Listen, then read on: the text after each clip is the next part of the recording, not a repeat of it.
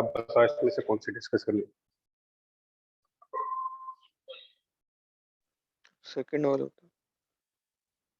Second और बता दो, क्वेश्चन एक बार में बता दो। सेकंड है फर्स्ट हाँ जी, कौन सा?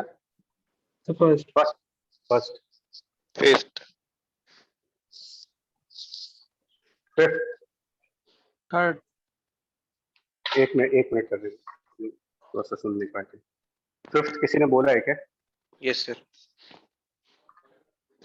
Fifth sir eight one So seventh. 7 8 sir third 1 2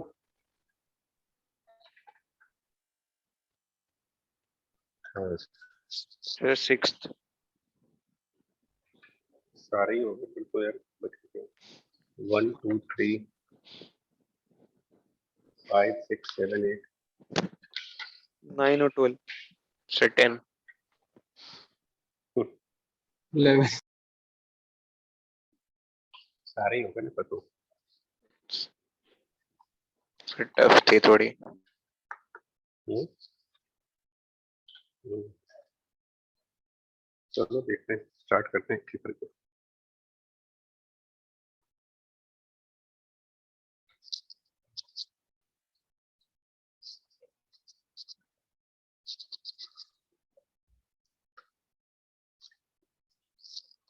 पहली वाली असाइनमेंट में, सॉरी फर्स्ट प्रॉब्लम में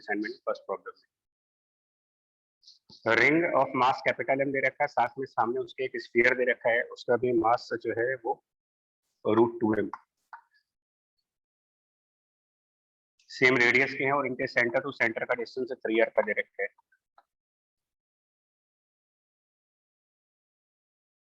ये बताओ जो सेंटर ऑफ रिंग से पार्टिकल को प्रोजेक्ट कर रहे हैं, मान लीजिए स्मॉल एम मास के पार्टिकल को सेंटर ऑफ रिंग से प्रोजेक्ट करें अगर, तो उसकी क्या लिखोगे? Initial energy, total mechanical energy की initial value which is the kinetic energy and plus potential energy.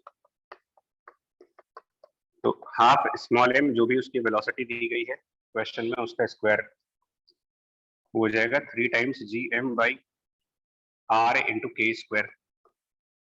Potential energy ring की वजह से -gm/m/r। एक तो इन रिंग और इस पॉइंट मास के बीच में इंटरेक्शन होगा तो वो एनर्जी होगी -g(M)/r। एक और पोटेंशियल एनर्जी आएगी यहाँ पर, इस मास और स्फीयर के बीच -gmm/3r -g(M) -g इसका मास स्मॉल एम, इसका मास √2m और डिस्टेंस सेंटर टू सेंटर वाला 3r का। ये आएगी इसकी इनिशियल एनर्जी।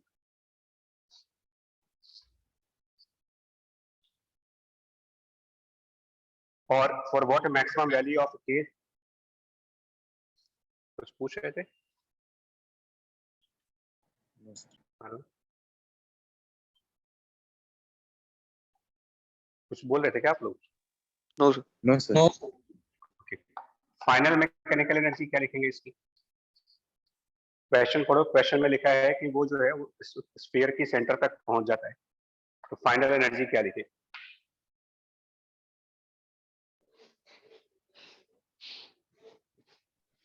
इसमें निकालना पड़ेगा कि सर वो maximum पॉइंट potential निकालना पड़ेगा कहाँ जहाँ पर है। ग्रेविटेशनल फील्ड है स्फीयर की। हाँ, क्या निकालना पड़ेगा? वो पॉइंट जहां पर की ग्रेविटेशनल फील्ड इनकी 0 आएगी, वो कैसे निकालेंगे? मतलब रिंग के सेंटर और स्फीयर की सेंटर के बीच में कोई एक पॉइंट हो सकता है जहां पर की ग्रेविटेशनल फील्ड इन दोनों की वजह से कैंसिल हो जाती है।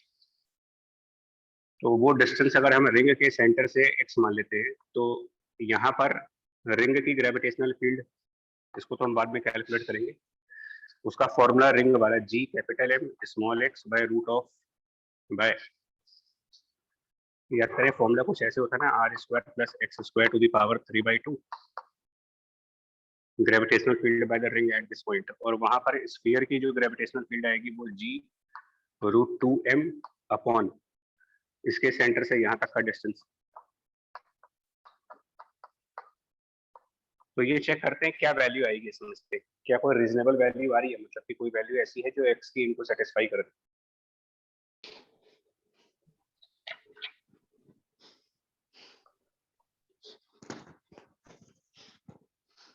सर x r आ रहा है।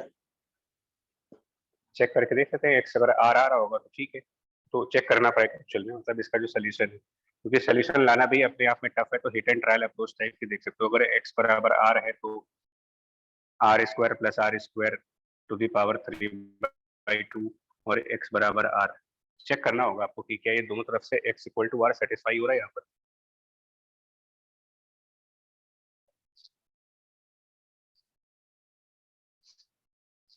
करेगा क्या बोलो, X equal to R left side right side पर सेटिस्फाई होगा? यस सर होगा। तो इसका मतलब कि अगर हो रहा है तो इसका मतलब कि x इक्वल टू आर वाले पॉइंट पर दोनों के ग्रेविटेशनल फील्ड कैंसिल कर रहे हैं, यानी कि ये हमारा क्रिटिकल पॉइंट है। क्रिटिकल पॉइंट इसलिए कह रहा हूं क्योंकि इस पॉइंट पर दोनों की ग्रेविटेशनल फील्ड बराबर होंगी। इस पॉइंट से पहले रिंग की ग्रेविटेशनल फील्ड ज्यादा होगी और इसके बाद स्फीयर वाली ग्रेविटेशनल फील्ड ज्यादा हो जाएगी।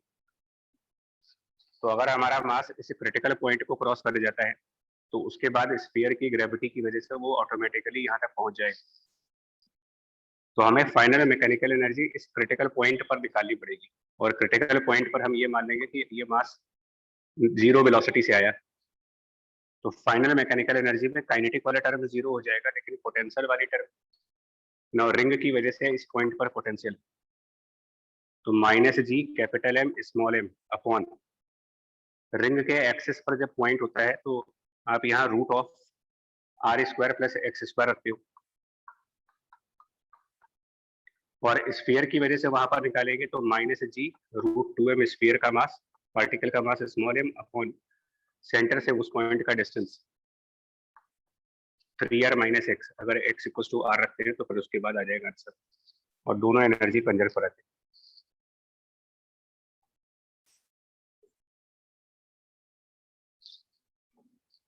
ठीक है, बोलिए चीज। यस ना इससे क्रिटिकल पॉइंट वाला कॉन्सेप्ट है। वैसे जे में भी ऐसा क्वेश्चन आ चुका है, उसमें दो स्फीयर्स के बीच में ये था, एक स्फीयर से दूसरे स्फीयर पे भेजा गया था। सेकंड क्वेश्चन,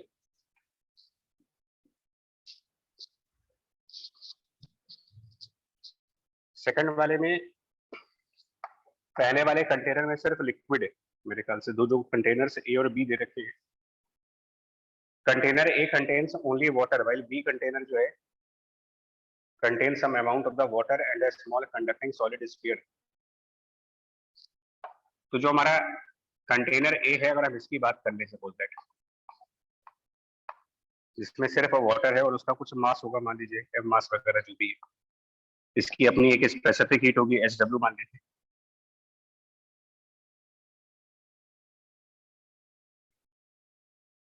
देखो इसमें लिखा है ना चौथी लाइन में कि both the containers are heated to the same temperature which is higher than the atmosphere temperature. तो कंटेनर का टेम्परेचर हम यहाँ पर कुछ TC मान लेते हैं, और इससे ये एटमॉस्फेयर यानी T0 से ज्यादा है, T0 एटमॉस्फेयर का, TC कंटेनर का। और उसके बाद कह रहे हैं कि both the containers are heated to the same temperature and left for sufficient time. Sufficient time से क्या हो जाएगा, इसमें जो हम सफिशिएंट टाइम देंगे उससे रिजल्ट क्या बनेगा। तो सफिशिएंट टाइम देने का मतलब कि कंटेनर फाइनली एटमॉस्फेयर के टेम्परेचर के बराबर पहुंच जाएगा। और इक्वेशंस क्या बनाएंगे इसकी, कैलोरीमेट्री के हिसाब से heat loss by this object m specific heat of the water, और इसका चेंज ऑफ टेम्परेचर अगर हम dt मान लें तो ये किसी स्मॉल टाइम का हीट लॉस आएगा, स्मॉल टाइम की हीट लॉस होगा ये चीज, yes heat loss in a very small time. और इसको उस स्मॉल टाइम में dt से डिवाइड कर दे तो रेट ऑफ हीट लॉस मिल जाएगा आपको, rate of heat loss, and the rate of heat loss is proportional to the temperature difference. So ये चीज हम प्रोपोर्शनल टू यानी सम कांस्टेंट k लगा करके, और temperature difference between the container and atmosphere. तो अगर किसी मोमेंट पर कंटेनर का टेम्परेचर T मान ले, किसी पर्टिकुलर टाइम पर यहाँ कैपिटल T का टेम्परेचर और आउटसाइड T0, तो temperature difference T minus T0। यहाँ से जब निकालेंगे तो हमारे पास रिजल्ट आ जाएगा dt upon T minus T0 equal to K upon mass into specific heat of water and dt। Time को हम 0 से t तक मान लेते हैं, इंटीग्रेट करेंगे, और temperature T of this container beginning में Tc था एंड फाइनली ये टेम्परेचर T0 के बराबर हो जाएगा सफिशिएंट टाइम लीव करने के बाद। ये हो गई फर्स्ट इक्वेशन।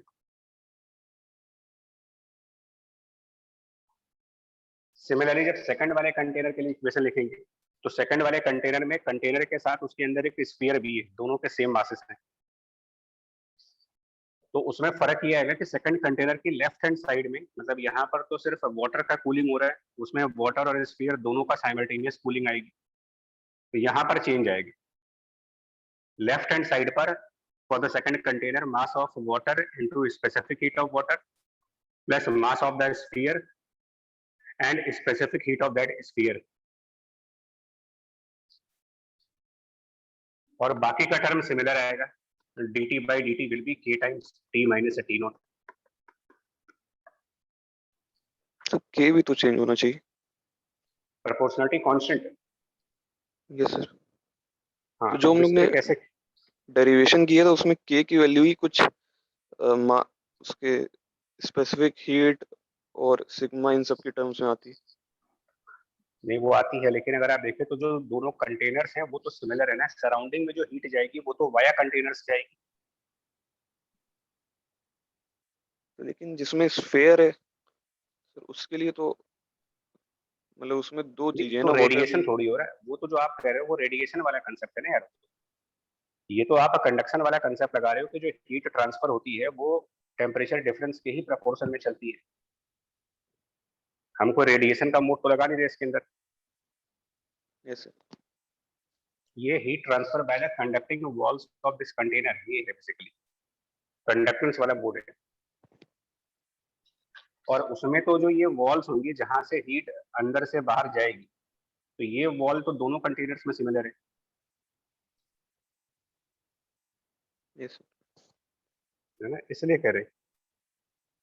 और हालांकि इन्होंने नीचे एक और चीज भी लिखी हुई है, अगर आप कंडक्शन छोड़ के नीचे इनके लाइन पे भी चले जाओ, that bodies cools according to the Newton law of cooling. चलिए ये हमने देखा नहीं, तो अगर इसको भी देखोगे तो भी सेम चीज आएगी, क्योंकि न्यूटन लॉ ऑफ कूलिंग के अंदर भी रेडिएशन जो सराउंडिंग में हो, सराउंडिंग में तो रेडिएट करने वाला ऑब्जेक्ट ये सरफेस ही होगा, क्योंकि जो अंदर स्फीयर रखा है वो सराउंडिंग में थोड़ी हीट रेडिएट कर रहा है। चाहे कंडक्शन मोड से हीट जाए, क्योंकि न्यूटन लॉ ऑफ कूलिंग बोल दिया गया है, तो उसके अंदर भी हमारा टेम्परेचर डिफरेंस के ही प्रपोर्शन में हीट ट्रांसफर आती है। मतलब वैसे रेडिएशन में हीट ट्रांसफर टेम्परेचर की फोर्थ पावर के डिफरेंस पर डिपेंड करती है, but Newton law of cooling में एजम्पशन लगाते हो, एजम्पशन लगाने के बाद वो चीज भी टेम्परेचर डिफरेंस पे ही डिपेंड करती है। वो ठीक है, आप कह रहे हो कि जो प्रोपोर्शनलिटी कांस्टेंट आता है वो एमिजिविटी पे डिपेंड करता है, सरफेस एरिया पे डिपेंड करता है, बट किसकी स्पेसिफिक एमिजिविटी? हीट पे भी करता है तो किसकी? ऑब्जेक्ट की। जो सराउंडिंग के कांटेक्ट में।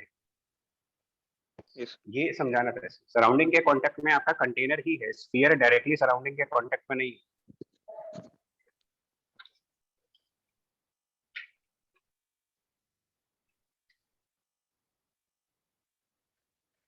बोलो ठीक है। लेकिन हम लोग लगा तो मतलब दोनों के लिए रहे हैं ना, उस स्फेयर और वाटर के लिए। हम स्फीयर और वाटर जो है सेकंड कंटेनर में उनको एक, ठीक है ये बताइए, अंदर जो स्फीयर रखा है वो कूल क्यों होगा? अच्छा सिंपल सा तरीके से सोच के देखो ना आप, अंदर जो स्फीयर आपने रखा है उसकी कूलिंग क्यों होगी? एक सिंपल सा लॉजिक, क्योंकि अगर इसका टेम्परेचर भी टीसी है और जिस वाटर में ये रखा है वो भी टीसी है, न्यूटन लॉ ऑफ कूलिंग कहता है कि ऑब्जेक्ट अपने सराउंडिंग में कूल होती है। ये तो है Newton law of cooling. Yes sphere की सराउंडिंग कौन है? वाटर। स्फीयर की सराउंडिंग तो वाटर है, स्फीयर का सराउंडिंग डायरेक्टली एटमॉस्फेयर नहीं है ना। तो मतलब बेसिकली ये होगा, इसके अंदर आप कह सकते हो कि स्फीयर और वाटर दोनों सेम टेम्परेचर पे हैं और ये हर एक टाइम पर सेम टेम्परेचर पे रहेगा। मतलब इनके और इनके बीच थर्मल इक्विलिब्रियम हर एक मोमेंट पर रहेगा। डिफरेंस ऑफ टेम्परेचर तो बाहर के साथ मिलेगा ना आपको। Yes sir. तो ये आपस में थोड़ी कूल कर रहे हैं कि यहाँ पर टेम्परेचर ज्यादा, सॉरी स्फीयर का ज्यादा टेम्परेचर है, पानी का कम टेम्परेचर है इसलिए ये कूल हो जाएगा, नहीं। ये दोनों एक कंपोजिट सिस्टम का काम कर रहे हैं। इसको ऐसे वैसे बच सकते हो। इस प्रॉब्लम को आप ऐसे भी समझ लो, मान लो अगर आपसे कहा जाए कि एक स्फीयर है और उसके स्फीयर के अंदर एक दूसरा मटेरियल इनबिल्ट कर रखा है, मान लीजिए एल्यूमिनियम, और बाहर कॉपर, मतलब एलॉय बना रखा है, और इसको हम एटमॉस्फेयर में कूल करें अगर, ऐसे समझो। तो अब जब इसको, अगर इसकी कूलिंग एटमॉस्फेयर में होगी according to the Newton law, तो एमिसिविटी और जो स्पेसिफिक हीट है या जो कुछ भी है वो हम किसका यूज करेंगे, कॉपर के मटेरियल का या उसके अंदर जो एल्यूमिनियम भरा पड़ा है कॉपर का, क्योंकि रेडिएशन एक सरफेस फिनोमेना है और सरफेस ये वाली है जो डायरेक्टली एटमॉस्फेयर से एक्सपोज हो रही है। क्लियर हुआ है चीज? यस। हाँ, मतलब सिंपल ये कंपोजिट मटेरियल है, ये समझा, कंपोजिट मटेरियल। तो अब इससे जब करोगे तो कुछ ऐसा आ जाएगा, dt upon again t minus T not बराबर k अपॉन m, बाहर हो जाएगा SW plus s of sphere, और यहाँ पर ये d स्मॉल t, और फिर इसको भी एक्चुअल में एक माइनस साइन लगाना भूल गया था मैं यहाँ पर, क्योंकि ये कूलिंग है तो ये माइनस साइन भी आएंगे, उससे फर्क नहीं पड़ेगा कोई हमें। यहाँ 0 से मेरे ख्याल से ये दे रखा है कि जो टाइम है वो 4 टाइम्स ज्यादा है, तो अगर ये t लिखा है तो यहाँ 4t लिखेंगे, और ये TC से T नॉट आएगा, लिमिट सेम आएंगी क्योंकि दोनों के इनिशियल टेम्परेचर सेम है और फाइनली भी सेम आएंगे।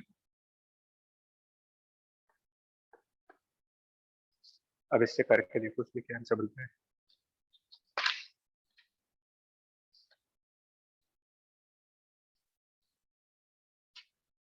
बढ़े आके थर्ड पे है।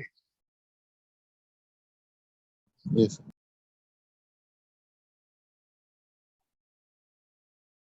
चल रहे यार, थर्ड पे मूव कर रहे हैं।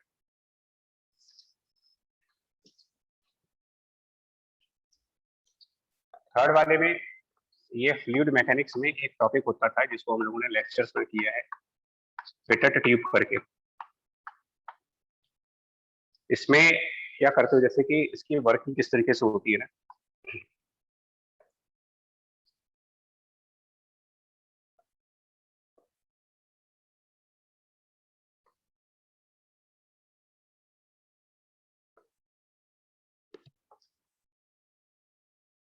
एक सेकंड डायग्राम बना लिया।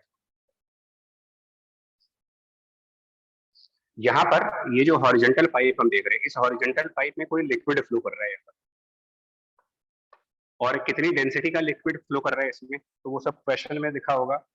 जो लिक्विड इस हॉरिजॉन्टल पाइप से फ्लो कर रहा है उसका डेंसिटी रो है, रो डेंसिटी के लिक्विड फ्लो कर रही है, मान लीजिए v स्पीड से फ्लो कर रही है। और थोड़ा सा फिगर को आप ध्यान से देखोगे ना, तो फिगर में जो टेक्सचर बना है वो दो तरीके के पैटर्न बने हैं, एक हॉरिजॉन्टल डॉट बने हैं और एक स्लैंटेड फॉर्म में बने हैं। तो इधर वाली ट्यूब में अगर हम ध्यान से देखें तो यहाँ तक तो हॉरिजॉन्टल लाइन दिख रही है, उसके ऊपर आप स्लैंटेड लिक्विड देख रहे हो, जो इसके अंदर भी वैसा ही लिक्विड भरा हुआ।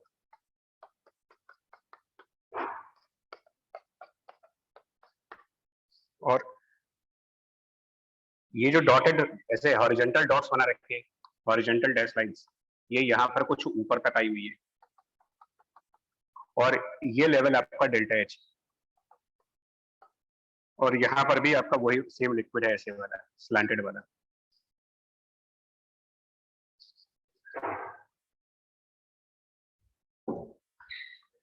तो हम एक काम करें, थोड़ा सा डिफरेंशिएट करने के लिए हम इसका कलर चेंज कर लेते हैं।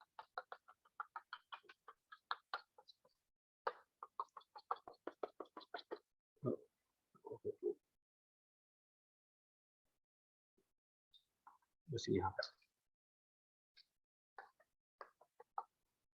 इसका वर्किंग कंसेप्ट क्या होता है यार?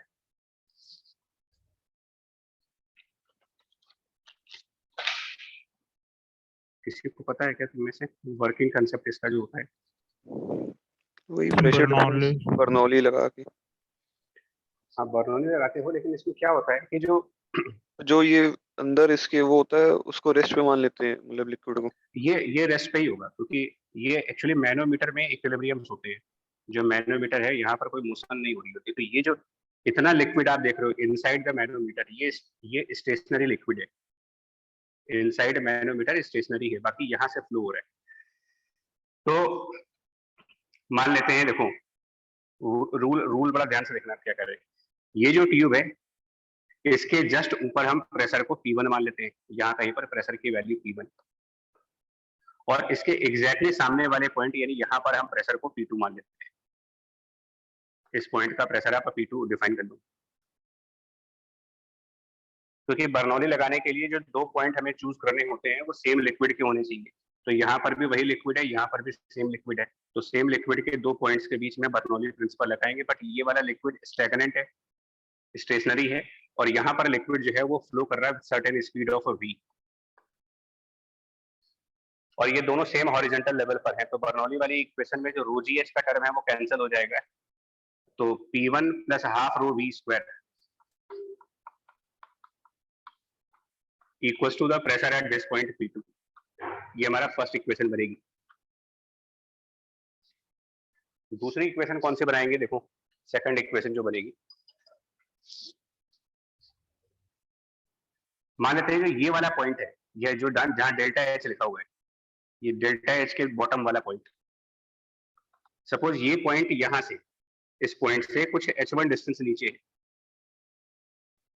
ये डिस्टेंस आप h1 मान लें, और यह क्या लिखेंगे, इस पॉइंट का प्रेशर आप बता रहे हैं। ये जो h1 डिस्टेंस नीचे है इसका प्रेशर, ये हाइड्रोस्टैटिक चल रहा है, यहाँ ध्यान दीजिएगा। हॉरिजॉन्टल पोर्शन में डायनेमिक्स है लेकिन वर्टिकल पोर्शन में स्टैटिक है, यही इसका बेसिक कंसेप्ट है। Static liquid in the manometer and dynamic liquid in this horizontal pipe. तो P1 से यहाँ तक जाएंगे तो इस पॉइंट का प्रेशर डिफाइन करेंगे हाइड्रोस्टैटिक वाले फॉर्मूले से, प्रेशर P1 प्लस, एक चीज और नोटिस करना है, इतनी हाइट, ये जो इतनी हाइट हम देख रहे हैं ना, ये वाली हाइट, इस हाइट में रो डेंसिटी का लिक्विड है और इसके नीचे 6 रो डेंसिटी का लिक्विड है। तो pressure at this point will be P1 plus rho G, ये हाइट निकालनी पड़ेगी जो कि H1 माइनस डेल्टा H होगी,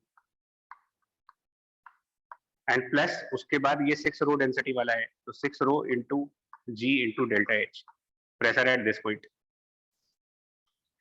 इसी लेवल पर सामने वाली ट्यूब में, इसी पॉइंट पर इधर वाले ट्यूब में अगर प्रेशर कैलकुलेट करें इस साइड पर, तो यहाँ पर प्रेशर P2 है, उससे H1 डिस्टेंस नीचे जाना है, तो pressure on this side P2 plus ये रो डेंसिटी वाला लिक्विड है, तो रो जी इंटू H1, और ये दोनों पॉइंट स्टैटिक लिक्विड के सेम लेवल वाले हैं, सेम लेवल पर। इनके प्रेशर से इक्वेट करो, इसको आपस में इक्वेट कर दी, ये बन जाएगा P1 प्लस रो जी H1। एक्चुअली जब इक्वेट करेंगे तो ध्यान से देखना है, जैसे इधर भी रो जी H1 का टर्म है, इधर भी रो जी H1 का टर्म कैंसिल आउट कर जाएगा। P1 प्लस LHS पे आएगा आपका 5 rho G delta H, and right hand side पर P2, ये हमारी सेकंड इक्वेशन बनेगी।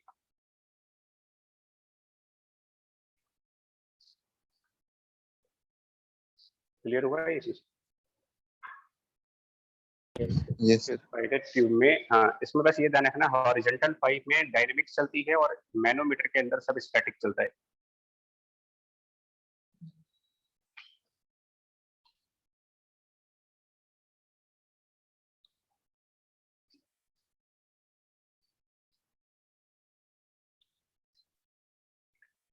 इसके बाद है फिफ्थ, हटा दे भाई, लिख लिया, इरेज कर रहे हैं। Yes, sir.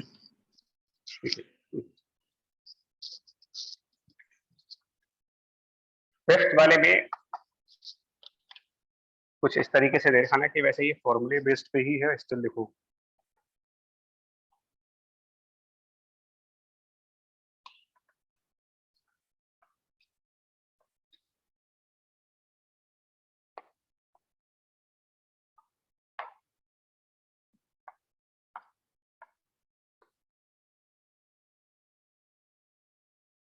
Three moles monoatomic gas और टेम्परेचर दे रखे हैं आपको चारों पॉइंट्स की, वर्क डन निकालना है इसमें।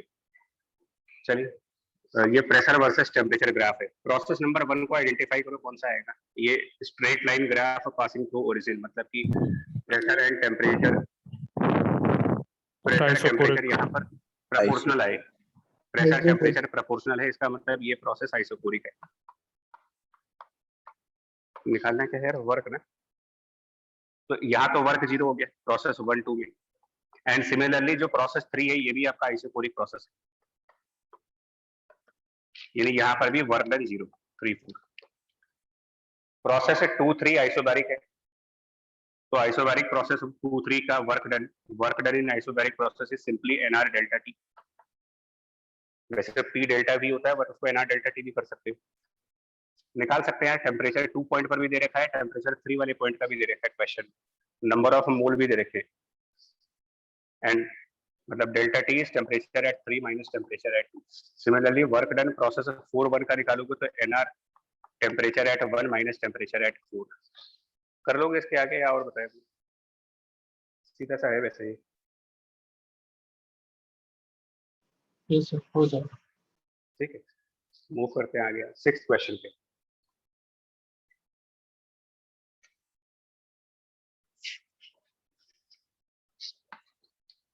सिक्स्थ वाले में अगर एक पुराना कंसेप्ट याद होता तो क्वेश्चन बहुत जल्दी हो जाता है, और नहीं तो फिर टाइम लगेगा। एक जो क्लासरूम के लेक्चर्स में डैम वॉल के ऊपर फोर्स कैलकुलेट करवाई गई थी, अब कितने लोग को याद है वो पता नहीं।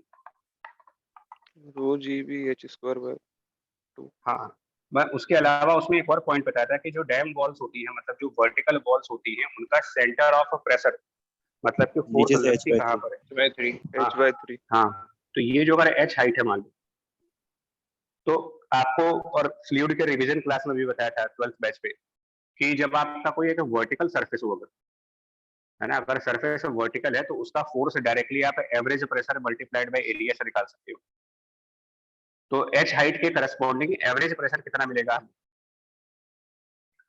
तो अच्छा, इसमें एटमॉस्फेरिक प्रेशर नेग्लेक्ट होगा, इसलिए नेग्लेक्ट होगा क्योंकि इधर से भी एटमॉस्फेरिक प्रेशर लगेगा तो इस साइड से भी एटमॉस्फेयर आएगा।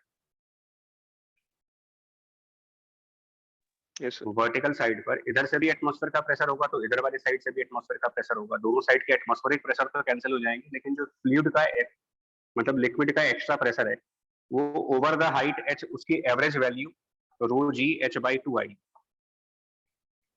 और अगर हम ये मान लें कि ये जो वॉल है ये इंटरनली बी विड्थ है इसकी, मान लीजिए कुछ ऐसा डायग्राम होगा, ये जो सिलेंडर है ये भी अंदर की तरफ एक्सटेंडेड है, कुछ इस टाइप से ये सिलेंडर होगा internally extended for B width. तो area h into B, average pressure multiplied by the area, force. और डैम वॉल वाले लेक्चर में ये कहा गया था कि जो वर्टिकल वॉल्स की फोर्स आती है वो बॉटम से h/3 पर लगती है, मतलब इसका पॉइंट ऑफ एप्लीकेशन बॉटम से h/3 पर। तो इसका जो टॉर्क आएगा यहाँ पर जो हिंज है उसके अबाउट, इसको f on the vertical wall कर लीजिए h/3 पर, तो मल्टीप्लाइड बाय h/3 और कर दे, that is torque by the vertical force, torque by the force acting on the vertical surface, torque by the force on the vertical surface. और ये hinge के अबाउट किस तरीके का टॉर्क प्रोवाइड कर रहा है? अगर हॉरिजॉन्टली राइट साइड फोर्स है और ये ऑब्वियसली इसका टॉर्क अबाउट हिंज निकालेंगे क्लॉकवाइज। ठीक, उसके बाद दूसरी फोर्स आएगी, वो कहाँ पर आएगी? जो सर बॉटम लेफ्ट साइड में आएगी सिलेंडर ये का। जो ये सिलेंडर का ये जो हॉरिजॉन्टल सरफेस है, क्योंकि इसके ऊपर भी तो लिक्विड है, तो और ये ऊपर से h डिस्टेंस नीचे है। अब जरा ध्यान से रीजनिंग ध्यान से सुनिएगा, ऊपर से h डिस्टेंस नीचे है, हम लोग हिंज से कुछ स्मॉलेस्ट डिस्टेंस पर एक स्ट्रिप चूज करेंगे, इसमें सिलेंडर के हॉरिजॉन्टल सरफेस के ऊपर dx विड्थ की स्ट्रिप चूज करिए। और स्ट्रिप ना भी चूज करे तो भी डायरेक्ट कर सकते हैं, बिना स्ट्रिप के भी कर सकते हैं। वैसे फोर्स इसमें कांस्टेंट क्या ही है तो सीधा हाँ, सेंटर हाँ, ऑफ मास। ये हॉरिजॉन्टल सरफेस है इसलिए कोई जरूरत नहीं है, हॉरिजॉन्टल सरफेस पर फोर्स हम डायरेक्ट निकाल सकते हैं।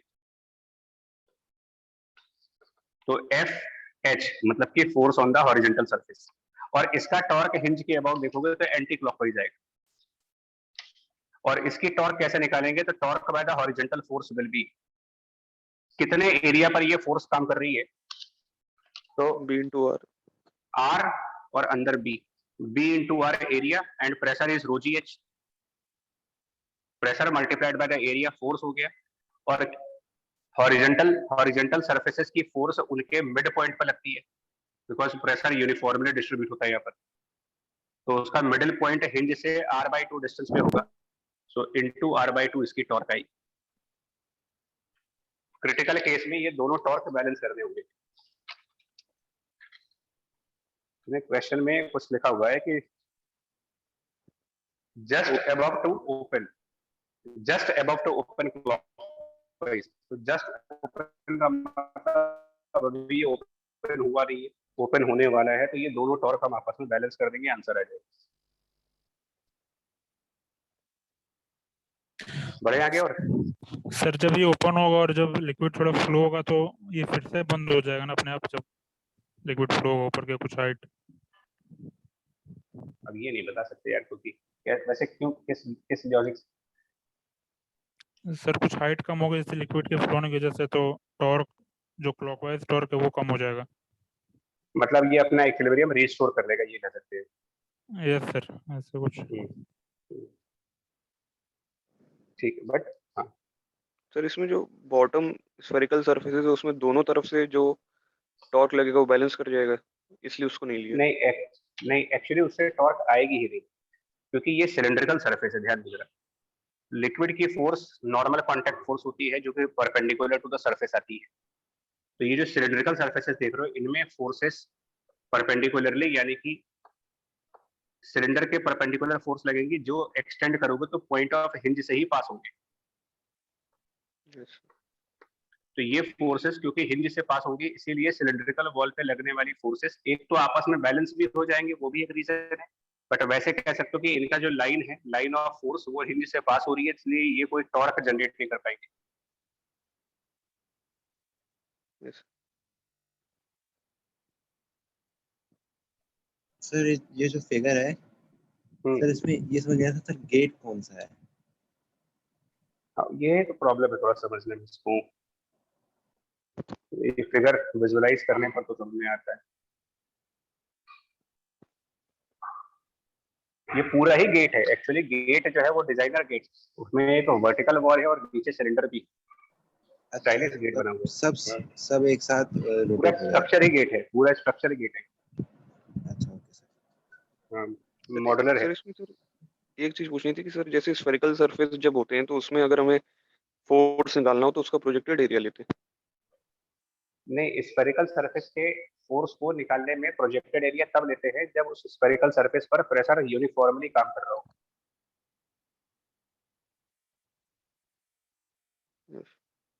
Projected area concept uniform pressures में ही काम करता है, नॉन यूनिफॉर्म प्रेशर्स में वो काम नहीं करता। जैसे जो इसमें लेफ्ट साइड में जो, अगर सिर्फ लेफ्ट वाला पोर्शन ले, उसमें जो नीचे बॉटम स्फेरिकल सरफेस है उस पे अगर हॉरिजॉन्टल कितनी फोर्स लगेगी वो निकालनी हो तो उसका तरीका अलग है, बता देता हूँ उसका तरीका।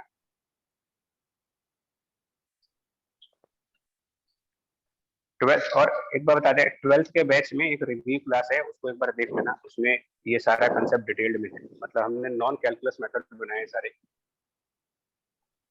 जिसमें ये कहा था, देखो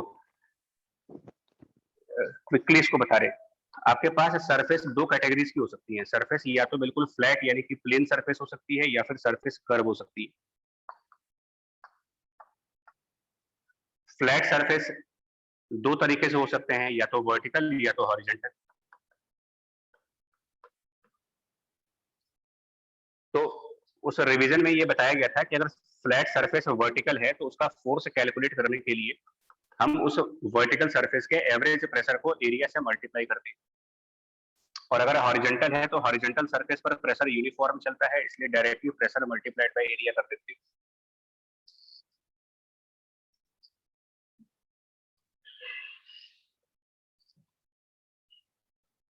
इनफैक्ट हमने उस लेक्चर में ये रिवीजन करवाया था कि वर्टिकल सरफेस के मिड पॉइंट पर फोर्स प्रेशर निकालो, वो बेसिकली एवरेज प्रेशर ही होगा। और कर्व सरफेसेस के दो केसेस बनते हैं। कर्व सरफेसेस में अगर प्रेशर यूनिफॉर्म है, कांस्टेंट है, तो आप फोर्स निकालने के लिए प्रेशर इनटू प्रोजेक्टेड एरिया लगा सकते हैं। और अदरवाइज एक दूसरा केस हो सकता है curve surface where pressure is non uniform. तो इसका एक अलग कंसेप्ट था, अलग अप्रोच थी। वो अप्रोच क्या थी, जैसे देखो मान लो अगर इसी क्वेश्चन में हम लोग यही वाला केस डिस्कस कर रहे हैं, इसमें मान लीजिए इस वाले कर्व सरफेस पर फोर्स कैलकुलेट करनी होगी तो क्या करेंगे, देखो उसका तरीका बताया था। जिस कर्व सरफेस पर आपको फोर्स कैलकुलेट करनी हो उससे आप एक हाइपोथेटिकल वर्टिकल सरफेस अटैच करें और उससे एक हाइपोथेटिकल हॉरिजॉन्टल सरफेस अटैच करें।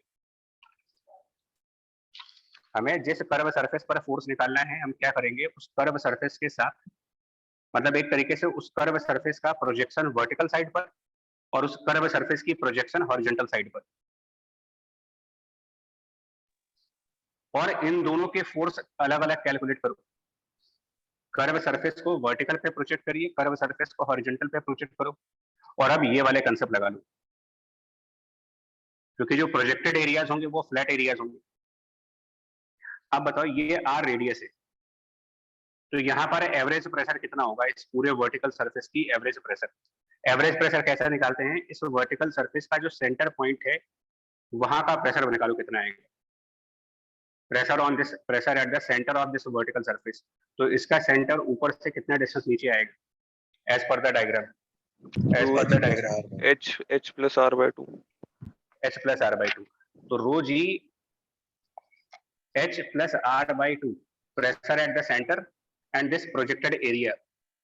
तो ये हाइट तो r हो जाएगी और इधर की तरफ ये w, इधर की तरफ b विड्थ है, b इंटू डब्ल्यू से मल्टीप्लाई करेंगे तो ये वाला फोर्स हॉरिजॉन्टली आएगा, और ये एक हॉरिजॉन्टल प्रोजेक्टेड कर्व सरफेस का हॉरिजॉन्टल प्रोजेक्शन, हॉरिजॉन्टल प्रोजेक्शन पे डायरेक्टली प्रेशर इनटू एरिया, तो ये फोर्स ऊपर की तरफ आएगी। और ये कितना आएगा अगर इसको कैलकुलेट करेंगे ना, तो ये पॉइंट ऊपर से h प्लस आर डिस्टेंस पे है, तो h plus R multiplied by rho G into are into ये भी अंदर की तरफ b इंटू आर बन जाएगा।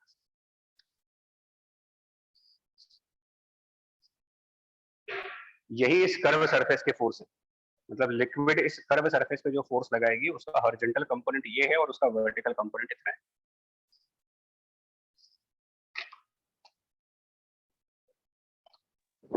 Yes sir. क्लियर हो गया पॉइंट, मतलब कैलकुलस में नहीं जाओगे कभी भी, जरूरत नहीं पड़ती है। हमारे इन दो कंसेप्ट से हम किसी भी सरफेस की फोर्स निकाल सकते हैं, किसी भी सरफेस। तो एवरेज प्रेशर कहने का मतलब है जो उस एरिया के सेंटर पे जो प्रेशर है। ठीक। वर्टिकल सरफेस की सेंटर पॉइंट का प्रेशर निकालिए और उसको वर्टिकल सरफेस के एरिया से मल्टीप्लाई करें। Yes sir.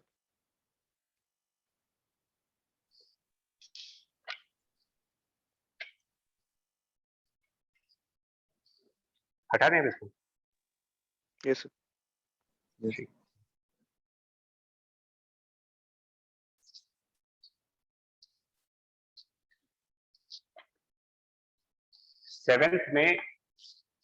7th क्वेश्चन का भी एक कंसेप्ट मुझे याद नहीं आ रहा, किसी रिवीजन क्लास में इन्होंने मनीष ने पूछा था कि ट्रेजेक्टरीज कैसे देखी जाती है, किसी बच्चे ने पूछा था, तो उसमें हम लोगों ने बहुत सारे डिस्कशन किए थे और उसमें ये कहा था कि अगर हम कोई प्लेनेट ले ऑफ सम मास और रेडियस और इसके सरफेस से अगर हम किसी ऑब्जेक्ट को कोई वेलोसिटी प्रोवाइड करें तो डिपेंडिंग अपॉन द वेलोसिटी इसकी ट्रेजेक्टरीज बन जाती है। उसी में एक डिस्कशन और हुआ था कि अगर आप इसको एस्केप वेलोसिटी के बराबर देते हैं, यानी कि रूट ऑफ 2gm/r जो कि escape velocity from the surface of planet, तो उस टाइम पर ये कौन सा पाथ फॉलो करता है, बिकॉज एस्केप करने का मतलब अब ये इसके चारों तरफ चक्कर तो लगाएगा नहीं, ऑर्बिट तो करेगा नहीं। एस्केप वेलोसिटी मतलब इसकी ग्रेविटेशनल फील्ड से बाहर जाना है इसको। पैराबोला। तो हाँ, ये से डेरिवेशन हुआ था कि ये ट्रेजेक्टरी एक पैराबोला हो जाती। और उसी में एक डिस्कशन और हुआ था कि अगर आप यहाँ पर जो इनिशियल वेलोसिटी है वो सिर्फ रूट gm/r करते हैं, 2 ना होता अंदर, ओनली रूट gm/r, तो वो ऑर्बिटल वेलोसिटी हो जाती है। तो क्या करता है ये पार्टिकल इसके चारों तरफ चक्कर लगाता है, ऑर्बिट करता है। इसी को रिवर्स कर दो जरा, रिवर्स कर दे। इसमें कह रहे हैं कि कोई एक मॉड्यूल यानी मास है, वो एक पैराबोलिक ट्रेजेक्टरी से इसकी तरफ अप्रोच कर रहा है। उल्टा करो आप, रिवर्स में। कोई ऑब्जेक्ट एक पैराबोलिक पाथ के से प्लेनेट के पास आ रहा है और वो पैराबोला यहाँ पर इसका टेंजेंट भी बन रहा है, तो क्वेश्चन में भी कहा गया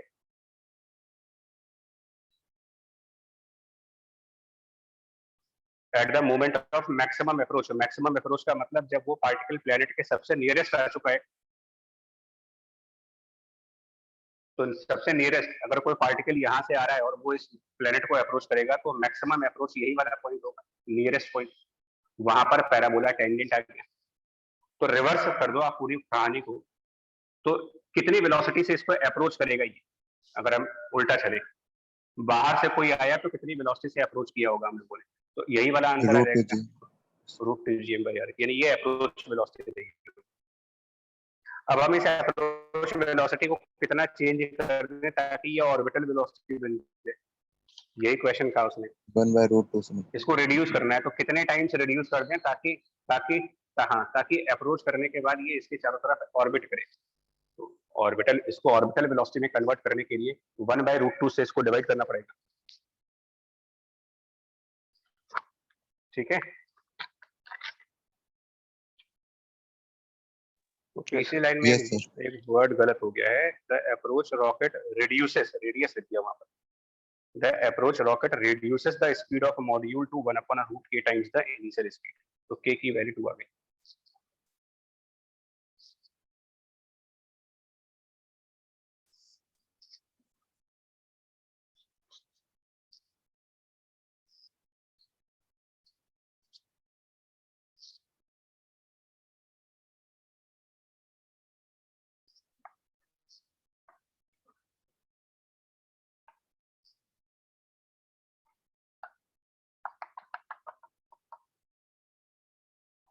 एट्थ वाले में पहले तो हम ये निकालेंगे कि वो म्यू नॉट कितना होगा। जो क्वेश्चन में है कि म्यू नॉट दे रखा है, minimum static coefficient so that cylinder remains at rest, पहले वो निकालते हैं। तो उस टाइम पर यहाँ पर टेंशन दिखाई जाएगी, यहाँ पर mg sin थीटा वाला फोर्स, इधर mg cos थीटा की फोर्स दिखाएंगे, नॉर्मल रिएक्शन फोर्स। और ये क्रिटिकल केस है, मिनिमम कोफिशिएंट ऑफ फ्रिक्शन के टाइम पर हम मैक्सिमम स्टैटिक फ्रिक्शन दिखाएंगे, और मैक्सिमम स्टैटिक फ्रिक्शन के लिए minimum coefficient mu naught multiplied by the normal reaction. और इक्विलिब्रियम पर है ये चीज, तो हमें इक्विलिब्रियम की इक्वेशंस वगैरह बना करके म्यू नॉट निकालेंगे पहले, फर्स्ट टारगेट। तो वो इक्वेशंस बन जाएंगे t plus mg cos theta, sorry t plus this friction equals to mg sin theta, एक इक्वेशन ये बना सकते हो। और टॉर्क बैलेंस करते हैं relative to the centre of sphere. हालांकि इसमें और अगर आप सिंपल वे करते हैं, ये तो हमने वैसे बता दिया कि सेंटर, हाँ सेंटर के अबाउट जब टॉर्क बैलेंस करेंगे तो टेंशन फोर्स का टॉर्क सेंटर के अबाउट और फ्रिक्शन का टॉर्क सेंटर के अबाउट बैलेंस होना चाहिए, क्योंकि बाकी के सारे फोर्स सेंटर से ही पास होंगे। Torque by tension will be T into R, torque by friction, ये दोनों बैलेंस करके हमारी दूसरी इक्वेशन बन जाएगी। चलिए इसी तरीके से रखो, कोई दिक्कत नहीं। तो पहले म्यू नॉट निकाल लो कितना आएगा, जो भी म्यू नॉट आएगा tan θ/2। अब इसके आगे का पार्ट, आगे म्यू नॉट से कम है, मतलब म्यू एस से कम आ गया, इसका मतलब इक्विलिब्रियम नहीं होगा, ये मोशन में आ जाएगा। तो उस टाइम पर इसका फोर्सेस T लगेंगे, यहाँ पर काइनेटिक फ्रिक्शन लग रहा होगा, क्योंकि जब मिनिमम म्यू नॉट से नीचे चले जाओगे तो इसका मतलब ये सिलेंडर इक्विलिब्रियम पे नहीं रह सकता, मूव करेगा, तो उसमें काइनेटिक फ्रिक्शन है। तो काइनेटिक फ्रिक्शन निकालने के लिए म्यू के इंटू एन करेंगे, और म्यू के म्यू नॉट बाई 2 है, म्यू नॉट बाई 2 का मतलब हो गया tan θ/4, और नॉर्मल mg cos थीटा, इन्हें कुल मिलाकर के ये mg sin θ/4 हो गया। सर ये स्लिप करने लगेगा, स्लिपिंग होगी इसमें।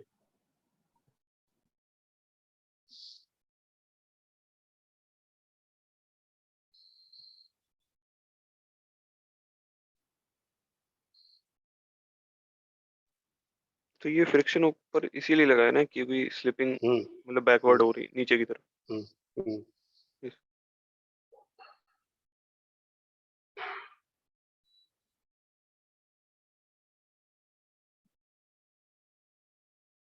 अच्छा, आपका डाउट ये आ रहा होगा, मुझे समझ में आ रहा है कि शायद तुम्हारे मन में ये डाउट हो कि ये रोलिंग विदाउट स्लिपिंग भी कर सकता है, ऐसा कोई डाउट आ रहा है? जैसे कि म्यूके और म्यूएस में म्यूके। नहीं, तो इसमें एक बात समझो, वो कर ही नहीं पाएगा, जो एक्सेलरेशन के नीचे अल्फा भी उल्टा लगेगा। एक्चुअली सिलेंडर का जो टॉप मोस्ट पॉइंट है वो एक वॉल से अटैच है, ये ध्यान दो जरा। तो यहाँ पर क्या वेलोसिटी आनी चाहिए टॉप मोस्ट पॉइंट पर? ये आइडियल स्ट्रिंग है, आइडियल स्ट्रिंग है जिसका ये वाला पॉइंट स्टेशनरी है क्योंकि वॉल से अटैच है, तो क्या ये वाला पॉइंट में मोशन आ सकता है? इनएक्सटेंसिबल स्ट्रिंग है, हाँ सर। यानी टॉप मोस्ट पॉइंट पर जीरो वेलोसिटी होगी, बॉटम पर होगी वेलोसिटी।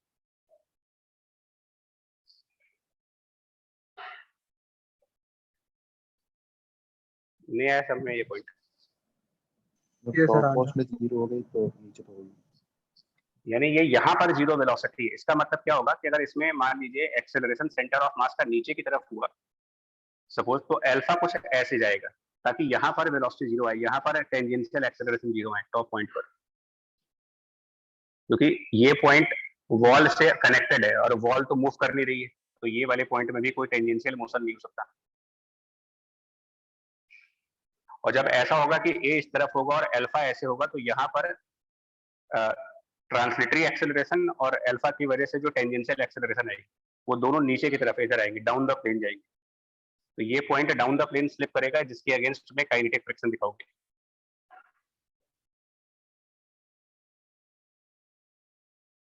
Yes sir.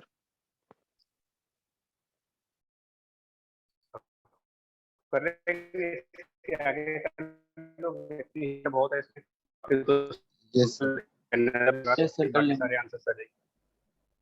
ठीक है, इसमें a equal to are alpha hold करेगा कि नहीं करेगा? No sir. अरे टॉप मोस्ट पॉइंट पर तो जीरो वेलोसिटी है, ये ए है, हाँ ये सर, अल्फा है, तो टॉप मोस्ट पॉइंट के हिसाब से तो ए इक्वल टू आर अल्फा होगा ही।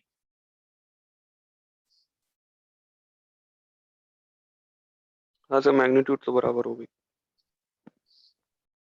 बस फ्रिक्शन को काइनेटिक रखना है, इसमें और कुछ नहीं करिएगा। Friction kinetic, A equal to are alpha hold करेगा, यहाँ पर एम जी साइन थीटा की फोर्स लगेगी, तो M G sine theta minus friction minus tension बराबर एम ए, और सेंटर के अबाउट टॉर्क कैलकुलेट करके इक्वल टू आई अल्फा रख देंगे।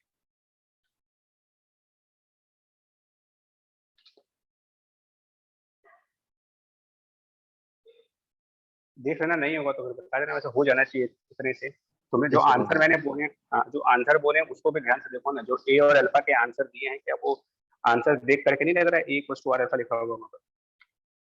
ये सर वही। अच्छा, इसके बाद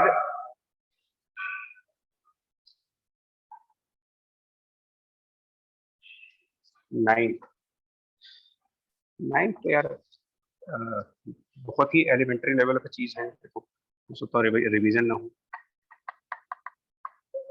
इसमें जो पार्टिकल है वो किसी एंगल से आ रहा है, मान लीजिए यू वेलोसिटी से आया और वो एंगल भी दे रखा है हॉरिजॉन्टल से थीटा।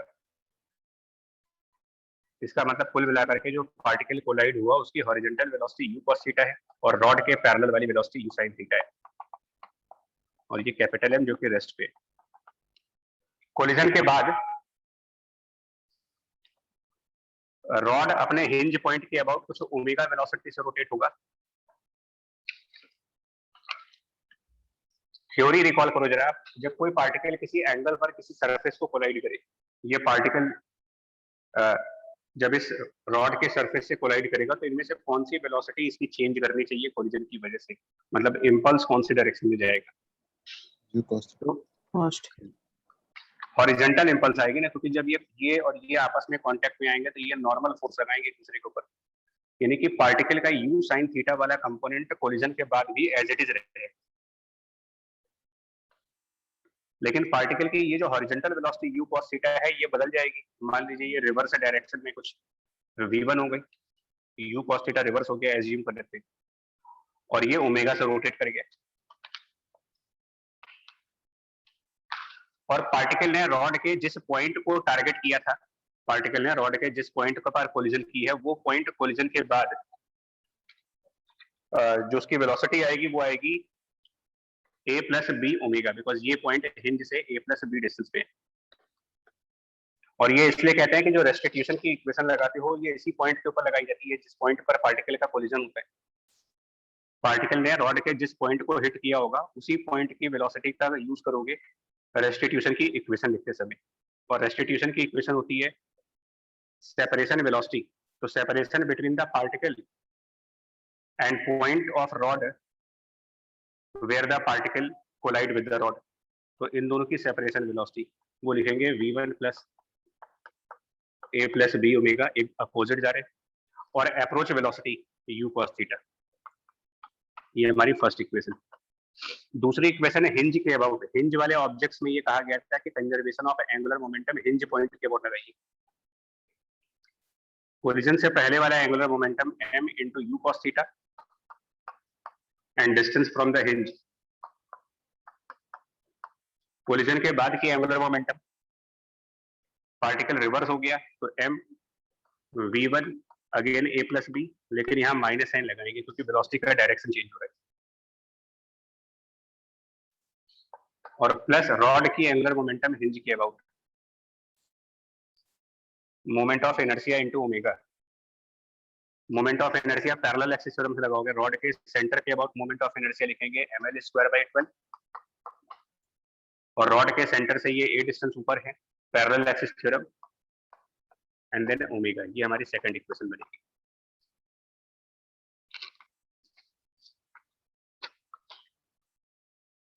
आगे समझ में कंफ्यूजन है कोई?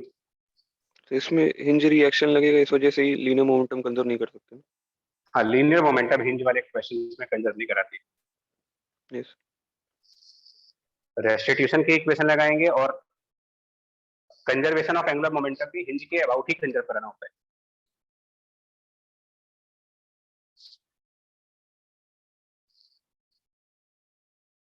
हटा दें इसको भी। सर इसमें हिंज रिएक्शन भी निकाल सकते हैं अगर पूछे तो, सेंटर ऑफ मास के निकाल अबाउट सकते सब कुछ निकाल के कर दें फिर। नहीं, सर जब सब हिंज कुछ रिएक्शन नहीं, हिंज का इंपल्स निकाल सकते हैं, बिकॉज रिएक्शन निकालने के लिए हमें कोलिजन का टाइम इंटरवल चाहिए। Yes sir, impulse by hinge निकाल सकते हैं। Yes sir. और कितने, हाँ, और वो तो आप ऐसे भी निकाल सकते हो। देखिए, इंपल्स बाय हिंज अगर मुझे निकालना हो तो उसकी सिंपल थ्योरी है, पार्टिकल और रॉड को अगर हम एक सिस्टम मान के चलते हैं तो लीनियर मोमेंटम चेंज करने वाला इंपल्स कौन सा है? बिकॉज पार्टिकल और रॉड आपस में जब कोलाइड करेंगे तो ये तो एक दूसरे पर इक्वल अपोजिट इंपल्स प्रोवाइड करेंगे। यस सर, यानी एक्सटर्नल इंपल्स तो खाली हिंज की वजह से आता है, और दिस एक्सटर्नल इंपल्स पूरे सिस्टम के लीनियर मोमेंटम का चेंज आएगा। तो कोलिजन के बाद इस पार्टिकल का मोमेंटम और रॉड का मोमेंटम, रॉड का मोमेंटम लिखेंगे m, रॉड के सेंटर की वेलोसिटी वो a ओमेगा बाय 2 होगी, momentum of rod, momentum of the particle m v1 with negative sign. ये कोलिजन के बाद का लीनियर मोमेंटम है, और कोलिजन से पहले वाला linear momentum m u cos theta है, तो minus m u cos theta. Change of linear momentum of the complete system is the impulse by the hinge. Sir वो वाई वाला भी लेंगे ना, मतलब mu sin थीटा? नहीं, वो तो चेंज हुआ ही नहीं ना, वो वेलोसिटी तो एज इट इज रही, तो उसका मतलब वाई डायरेक्शन में मोमेंटम तो वैसे भी चेंज नहीं हो रहा। यस सर, यानी हिंज की इंपल्स सिर्फ हॉरिजॉन्टल डायरेक्शन में जाएगी।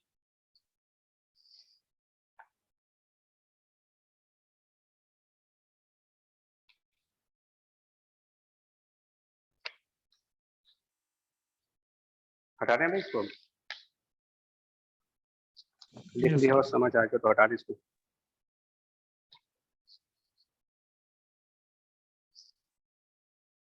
और कोई डाउट है?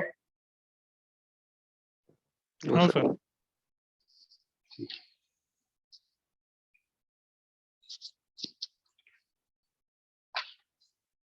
10th क्वेश्चन में,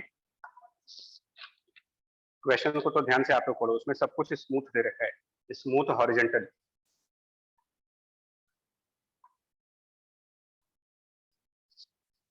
और यहाँ बॉटम पर एक मास m रखा है, और ये जो ट्यूब है इसका भी मास m है, सेम मास की ट्यूब।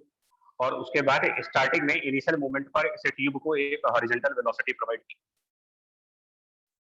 ठीक है, क्वेश्चन रीड करने पर समझ में आ जाएगा। और हमें जो वेलोसिटी निकालनी है बॉल की, velocity of the ball when the radial line joining the ball to the centre, यानी कि सेंटर से जब बॉल को ये लाइन मिला रही है, ये लाइन 90 डिग्री टर्न कर जाए, यानी कि कुछ ऐसा फिगर बन जाए, मतलब ये बॉल यहाँ कहीं पर आ जाए, तभी वो 90 डिग्री टर्न हुआ है।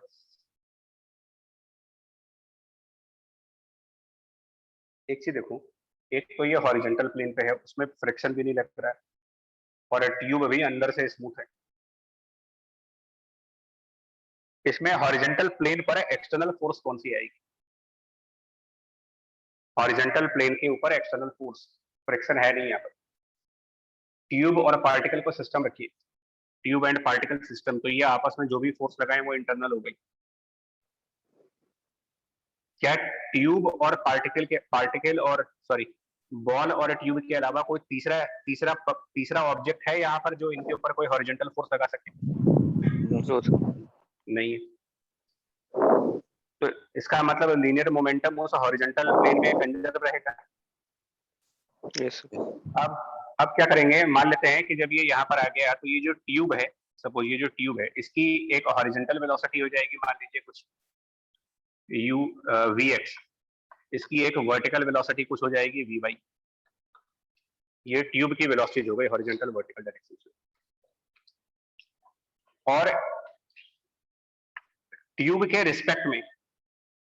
रिस्पेक्ट में इस बॉल की वेलोसिटी ऊपर की तरफ आएगी रिलेटिव टू द ट्यूब। मतलब अगर इसके अंदर बैठ करके देखा जाएगा तो ये बॉल ऊपर की तरफ जा रही होगी इनसाइड द ट्यूब, उसकी वेलोसिटी को कुछ v मान लेते हैं, मतलब ये v रिलेटिव टू ट्यूब है। यहां तक का पहले देख लो, अदरवाइज फिर दिक्कत हो जाएगी अगर इसमें कोई डाउट हो गया ना।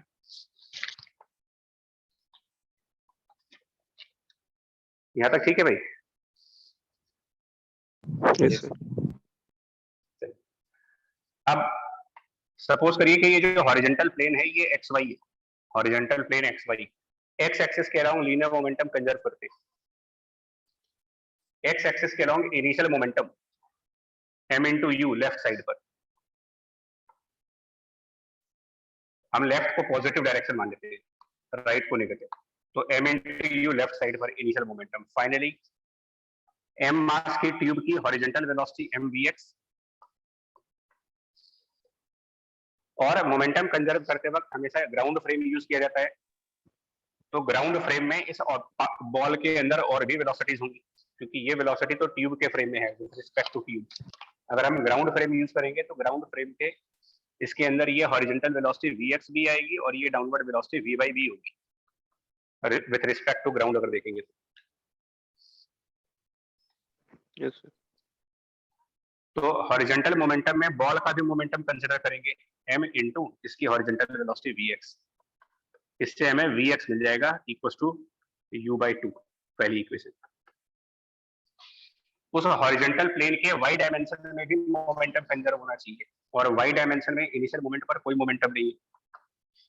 यहाँ पर y डायमेंशन में ट्यूब का मोमेंटम m इंटू vy, नीचे की तरफ, इसको नेगेटिव डायरेक्शन मान लो, ऊपर पॉजिटिव मान लेते हैं। और बॉल की y डायमेंशन में ग्राउंड के रिस्पेक्ट में जो वेलोसिटी है वो m v minus vy, second equation. Unknown 3 है, इसका ध्यान रखना, vx vy और v, 2 इक्वेशन बन गई। तीसरी इक्वेशन, सब कुछ स्मूथ है यहाँ पर, लॉस ऑफ एनर्जी होगा नहीं। सर हम लोग ने vy तो ग्राउंड के फ्रेम के रिस्पेक्ट में लिया, vy velocity of A tube है ग्राउंड के रिस्पेक्ट।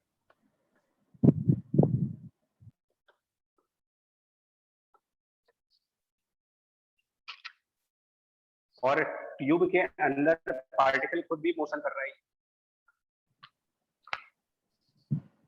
तो वहाँ पे नेगेटिव साइन होगा। कहाँ पे?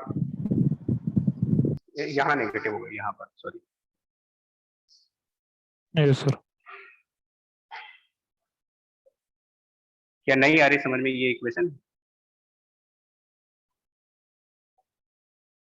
Yes sir.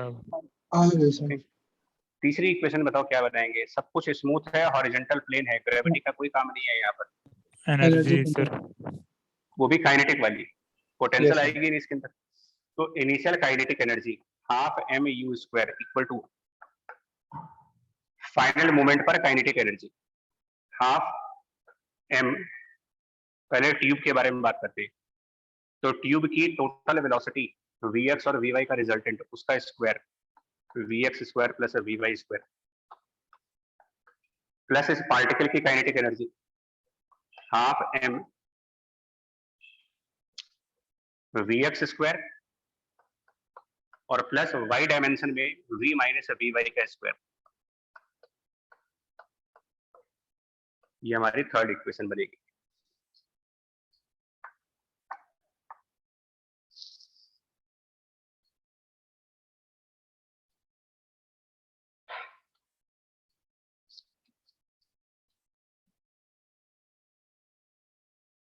क्रिटिकल पॉइंट ये है, ज्यादातर लोग बॉल की वेलोसिटी को कंसीडर करते हुए गलती कर जाते हैं।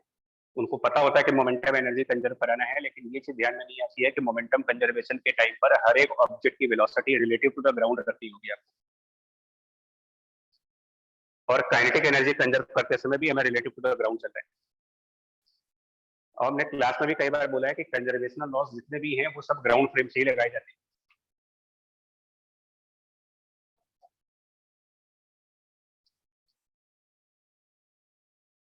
सर हम लोग ने बॉल की velocity v minus V Y इसलिए लिखी है ना, क्योंकि v उसकी वेलोसिटी ऊपर की तरफ है और वी वाई ट्यूब की वजह से।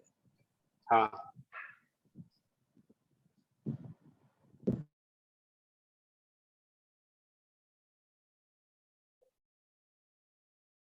फिर से बताऊं क्या अभी हो गया समझ में? Okay sir. ठीक,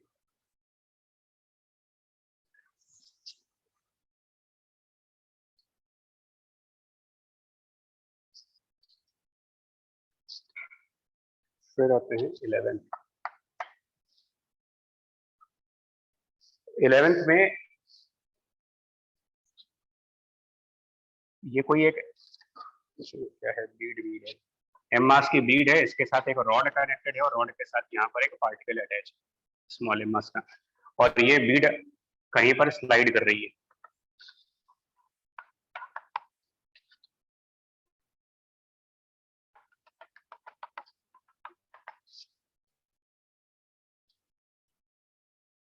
इसमें भी इंपॉर्टेंट लाइन देखो, स्मूथ रॉड है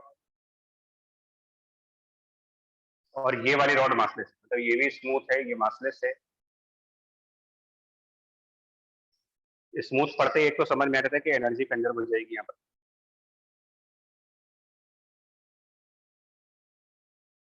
ये बताओ, जब ये बीड 90 डिग्री नीचे यहाँ पर होगी, एक बात पहले फिर से, अगर हम पार्टिकल और बीड को सिस्टम रखते हैं अपना,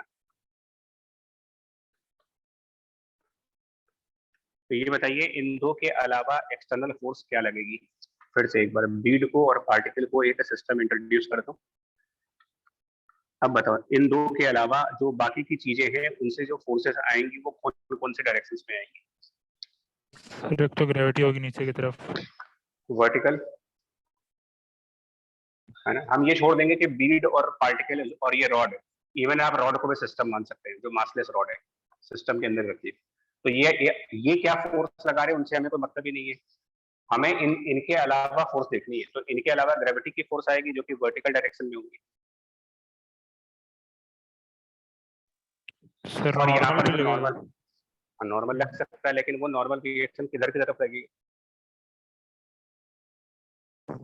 जो नॉर्मल आएगा वो इस रॉड के अलाउंग तो आएगा नहीं, नो सर। रॉड के तो परपेंडिकुलर ही आएगा। तो ये जो रॉड है ये हॉरिजॉन्टल रॉड है, यानी ये 100% श्योर हो कि जो नॉर्मल रिएक्शन फोर्स आएगी इस बीट पर इस रॉड की वजह से वो हॉरिजॉन्टल डायरेक्शन में तो नहीं आ सकती, ग्रेविटी भी हॉरिजॉन्टल डायरेक्शन में नहीं आएगी, यानी इस पूरे प्रॉब्लम में हॉरिजॉन्टल डायरेक्शन में कोई एक्सटर्नल फोर्स नहीं है, मतलब कि हॉरिजॉन्टल डायरेक्शन में लीनियर मोमेंटम फिर कंजर्व होगा।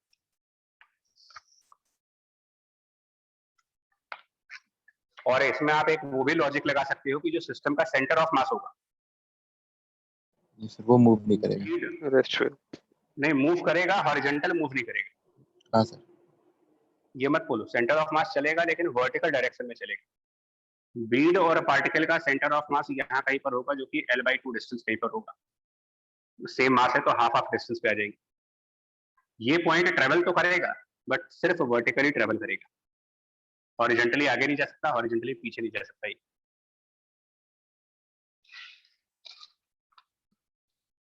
यानी फाइनली ये बीड यहां पहुंच जाएगी सेंटर ऑफ मास के जस्ट ऊपर, और ये पार्टिकल इसके जस्ट नीचे होगा। And centre of mass vertically shift कर चुका है, इसमें कोई डाउट नहीं है। Centre of mass vertically move कर जाएगा बट हॉरिजॉन्टली मूव नहीं करेगा। इस टाइम पर मान लेते हैं इस ऑब्जेक्ट के पास कुछ वेलोसिटी होगी इस तरफ, तो इस बीड के पास भी कुछ वेलोसिटी होगी। हॉरिजॉन्टल डायरेक्शन का मोमेंटम कंजर्व रखना है, आइडेंटिकल मासेस है ये, वी तो दोनों सेम स्पीड पर आएंगे, तभी जाकर के हॉरिजॉन्टल मोमेंटम जीरो रह पाएगा।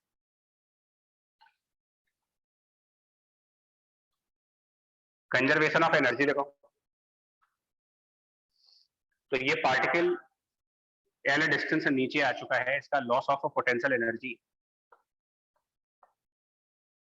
Gain of kinetic energy of particle and gain of kinetic energy of this Beed, तो 2 टाइम्स हाफ mv²। इससे v निकाल सकते हैं, मेरे ख्याल से √GL।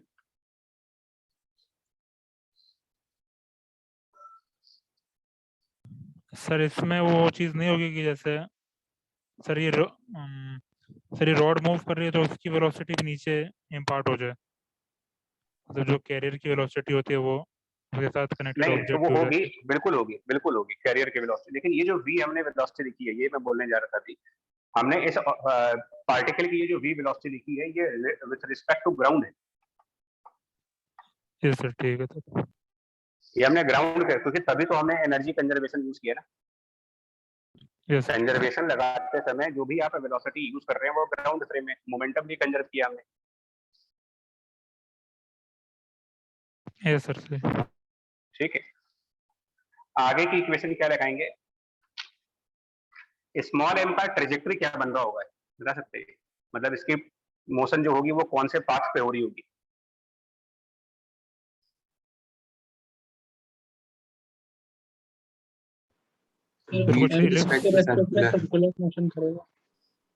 सर्कुलर मोशन करेगा, ग्राउंड के रिस्पेक्ट में या बीड के रिस्पेक्ट में? बीट के तो इसका मतलब circular path with respect to bead है। तो हम एनएलएम ऑफ सर्कुलर मोशन लगाइए। एनएलएम ऑफ सर्कुलर मोशन के हिसाब से इसके ऊपर एक टेंशन फोर्स काम करेगी और एक mg काम करेगी। तो tension minus mg should be equal to m into centripetal acceleration. Centripetal acceleration v² by r. Circular path relative to the bead है, तो रेडियस ऑफ सर्किल हो गया लेंथ, लेकिन जो वेलोसिटी कंसीडर करेंगे वो v कंसीडर नहीं होगी, क्योंकि बीड के रिस्पेक्ट में ये 2v स्पीड पर चल रहा है। तो 2v का स्क्वायर यानी कि 4v², ये पॉइंट यहाँ पर नोट करने वाला है। ये अगर ध्यान ना दिया तो यहाँ गलती हो जाएगी।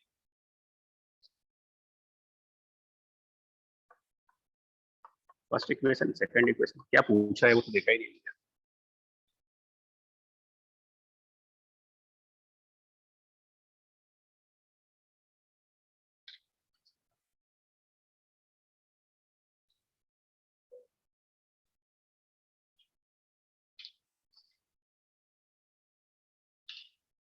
आया आंसर यार इसमें? Yes sir.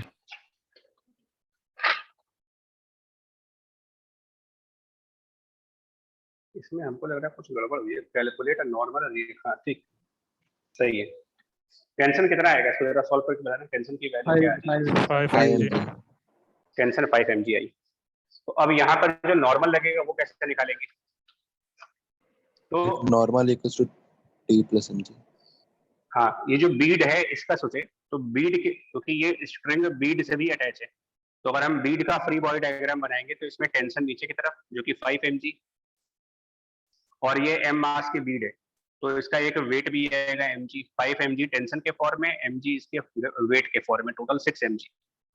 उसके अगेंस्ट नॉर्मल आएगी क्योंकि ये वर्टिकल डायरेक्शन में कोई मोशन कर नहीं रहा, तो क्योंकि बीड का वर्टिकल मोशन नहीं है तो वर्टिकली नॉर्मल फोर्स टेंशन और mg को मिला करके बैलेंस करेगी, 6 mg नॉर्मल आ जाएगी इसमें।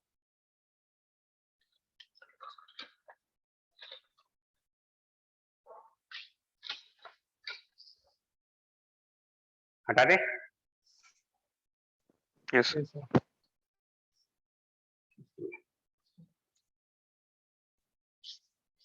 थोड़े डिफिकल्ट तो लग रहे हैं वैसे यार।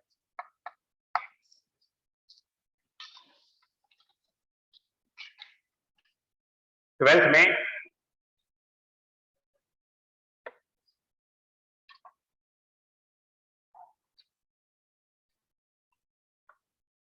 अच्छा, इसके आगे भी तुम लोग ये एडवांस चाहते हो कि अब थोड़ा सा मेंस चाहते हो, क्योंकि एग्जाम डेट तो आ गई, मतलब इसको चलने दे या फिर अब चाहिए कुछ रिवीजन टाइम? इसको चलने दीजिए। चलने ही दे। अच्छा, मेंस वाले ने तो फॉर्मेलिटी कर दी, दोनों सेशन बैक टू बैक करा के।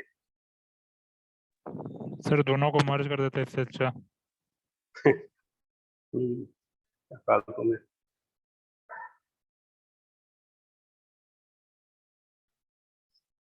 चलो यार इसमें पढ़ो, देखो small size sleeve of certain mass m मान लेते हैं, नेचुरल लेंथ L नॉट है, ये वाला पॉइंट A से कनेक्टेड है, बाकी क्वेश्चन आप लोग खुद भी पढ़ लो। और इसको पॉइंट A के अबाउट हमने कुछ omega naught velocity initial moment पर दी, जैसा क्वेश्चन में कहा गया उस हिसाब से। और ग्रेविटी फ्री स्पेस में है, sleeve is free to slide, calculate acceleration of the sleeve when the elongation of the spring is maximum and it is given that. अच्छा, तो इसका मतलब कुछ टाइम के बाद ये स्लीव मान लो आगे आ चुका होगा और स्प्रिंग थोड़ी सी एलोंगेट कर जाएगी, मान लीजिए कुछ ऐसे।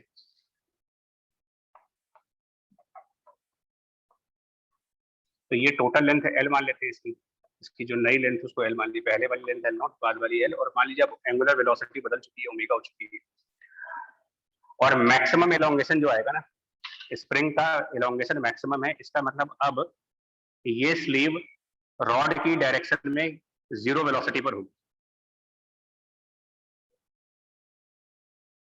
ये पॉइंट समझ पा रहे हैं? क्योंकि अगर ये रॉड के ऊपर स्लाइड करेगा मान लीजिए, तो जब तक ये फॉरवर्ड स्लाइड करेगा तब तक ये एलोंगेट होता जाएगा। मैक्सिमम एलोंगेशन आने का मतलब रॉड, सॉरी ये जो स्लीव है, ये स्लीव रॉड की अलोंग कोई मोशन नहीं कर रही होगी। यस ठीक है, तो इसका मतलब इस मोमेंट पर ये स्लीव और rod as a system of rotating object है, जिसमें ओमेगा एंगुलर वेलोसिटी है, conservation of angular momentum, initial angular momentum, m L naught small size है तो पार्टिकल मानेंगे, तो moment of inertia of a particle ml square into omega naught, बाद में यहाँ पर angular momentum m L square omega है। ये हो गई एक इक्वेशन, ये दोनों ही अननोन से ध्यान देना, L भी अननोन है और ओमेगा भी अननोन है। बट एक और लाइन उन्होंने कह रखी है, मैक्सिमम एलोंगेशन पर जो स्प्रिंग की एनर्जी, तो एनर्जी ऑफ स्प्रिंग यानी कि हाफ के L माइनस L नॉट इसका एलोंगेशन है, ये 75% यानी कि 3/4 of initial kinetic energy. Initial kinetic energy is half moment of inertia into omega square. Second equation है। तो ये पहली वाली इक्वेशन के लिए ये बोलना क्यों जरूरी है कि उसकी वेलोसिटी मतलब 0 वो होगी तभी ये लगाएंगे, मतलब वो तो किसी भी इंस्टेंट पे लगा सकते हैं। हाँ वैसे तो वो किसी भी इंस्टेंट पर लगा सकते हैं, मैंने इसलिए बोला है मतलब ये कह रहे हो ना, ये जो v है, हाँ सर, हाँ मतलब इससे एंगुलर वैसे मोमेंटम। फर्क पड़ेगा नहीं। हाँ अगर ये होता तब भी एंगुलर मोमेंटम कंजर्वेशन में कोई फर्क नहीं पड़ता। हाँ सर, मैं बेस्ट वैसे बता रहा हूँ आपको कि क्या आएगा, और उसका एक अभी अभी रूल है उसका, बताते क्या है।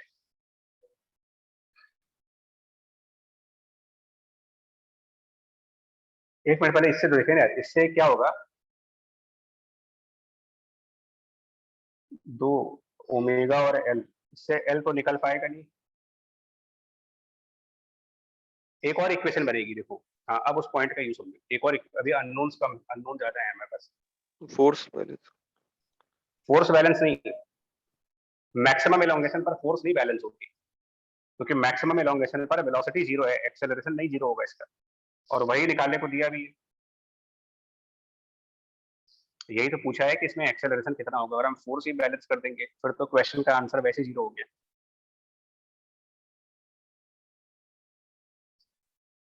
उसके लिए ये जो स्मूथ वर्ड लिखा हुआ है पूरे क्वेश्चन में, सब जगह पर स्मूथनेस है, मतलब फिर से एक बार एनर्जी कंजर्व कराएंगे। तो 1/4 of initial kinetic energy final kinetic energy के इक्वल हो जाएगा। ऐसे भी कह सकते हो, तो अगर उसमें कुछ 3/4 इनिशियल काइनेटिक एनर्जी, अगर 3/4 ऑफ इनिशियल काइनेटिक एनर्जी अगर स्प्रिंग के पास चली गई, तो 1/4 ऑफ इनिशियल काइनेटिक एनर्जी जो होगी वो यहाँ पर एज काइनेटिक एनर्जी होगी, मतलब कंजर्वेशन ऑफ एनर्जी जिसको कह सकते हो। तो या फिर आप सीधा सीधा फॉर्मूला लगा देते ना, half initial energy m L naught square omega naught square equal to spring energy, जो कि 3/4 ऑफ इनिशियल है, तो हम इसको 3/4 ऑफ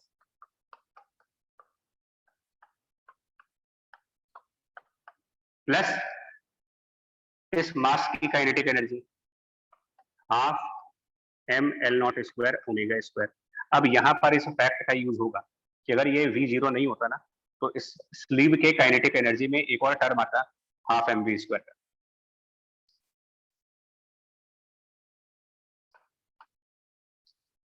आया पॉइंट हमने इस v इक्वल टू 0 का यूज थर्ड इक्वेशन में। यस सर, ओमेगा निकाल लो कितना आ रहा है इससे, तो मेरे ख्याल से ओमेगा नॉट, इससे दोनों निकाल, थर्ड सर ओमेगा आ जाएगा 1/4 हो जाएगा, इधर 1/2 कर जाएगा, ओमेगा नॉट बाई 2 आ जाएगा सर, ओमेगा की value yes sir, omega naught by 2। Omega naught by 2, और ओमेगा की वैल्यू जब ओमेगा नॉट बाई 2 आ जाएगी, omega equal to omega naught by 2, नहीं यार चेक कर लो।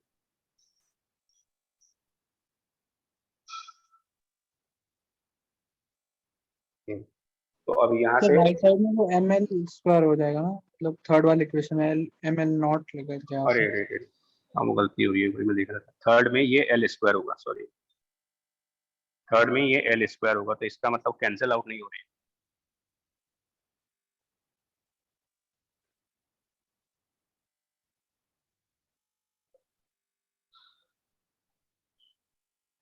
हाँ तब भी आ जाएगा वैसे, क्योंकि एम एल स्क्वायर तो रिप्लेस कर सकते हो ना, एम एल स्क्वायर को रिप्लेस कर लो।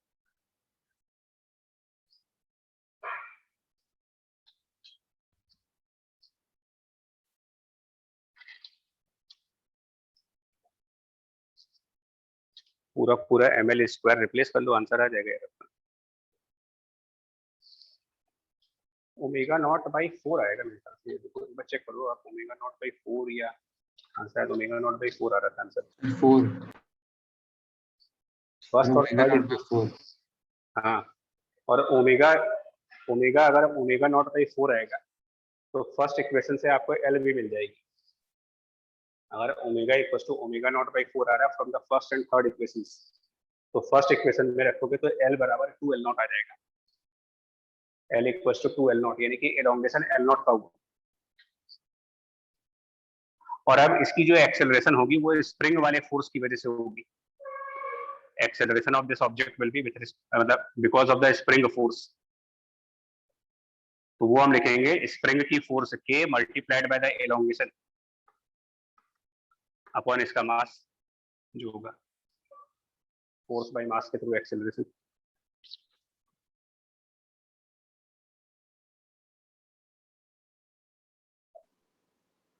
तो इसमें सेंट्रीपिटल भी तो आएगा एक्सेलरेशन। टेंजेंशियल एक्सेलरेशन टेंजेंशियल नहीं आएगा, तो उन दोनों का रिजल्टेंट लेना पड़ेगा फिर। टेंजेंशियल नहीं आएगा। सुनो क्यों नहीं आएगा, स्प्रिंग का मैक्सिमम एलोंगेशन है इस टाइम पर और एनर्जी भी कंजर्व है। क्या ये नहीं कह सकते कि जब स्प्रिंग मैक्सिमम एलोंगेशन है तो सिस्टम मिनिमम काइनेटिक एनर्जी पर है अपनी,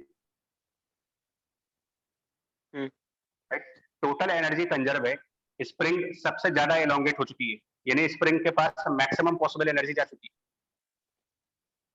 out of the conserved energy. Yes क्या ये नहीं कह सकते कि जो ओमेगा आप इस समय कैलकुलेट कर रहे हैं वो मिनिमम है?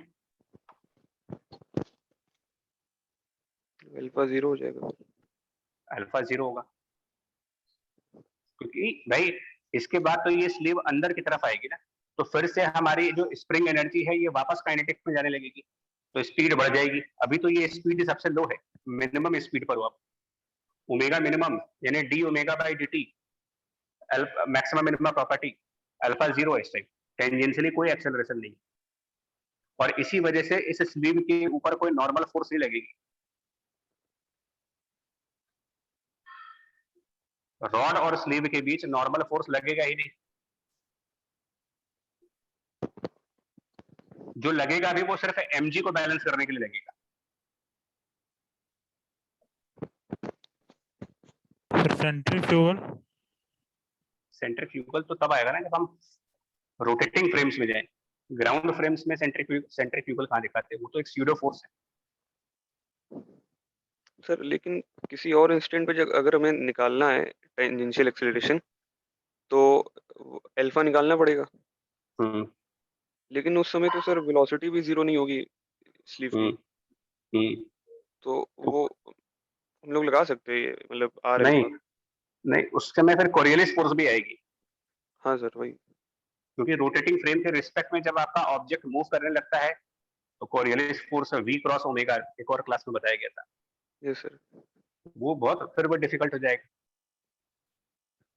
हम लोग जो प्रॉब्लम्स कर रहे हैं वो विदाउट कोरियलिस फोर्सेस वाले प्रॉब्लम करते हैं, तो विदाउट कोरियलिस फोर्स तब हो सकते हैं जब object relative to the rotating body, जब जो बॉडी रोटेट कर रही है उसके रिस्पेक्ट में हमारा ऑब्जेक्ट स्टेशनरी रहता है, इस मोमेंट पर कोरियलिस फोर्स 0 होती है।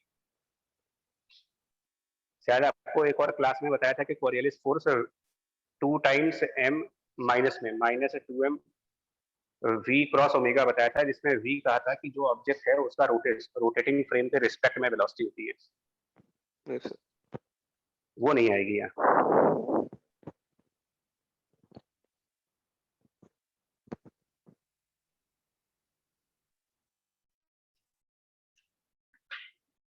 क्लियर हो गया तो बता दो या तो और बता दे।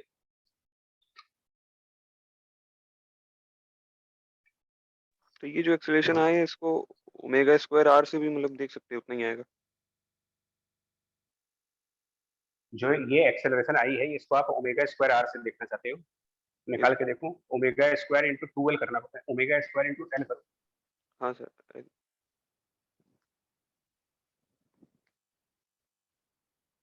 क्योंकि रेडियस तो l मानोगे ना इसका। यस सर, हाँ,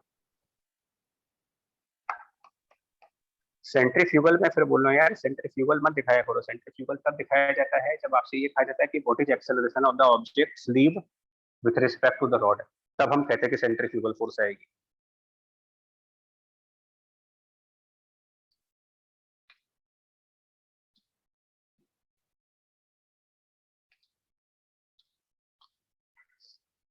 बढ़ जाए आगे, यस यस सर। हो गया सभी लोग का हो गया, ना आगे बढ़े फिर एक आध क्वेश्चन ही और डिस्कस कर पाएंगे, टाइम हो चुका है, बट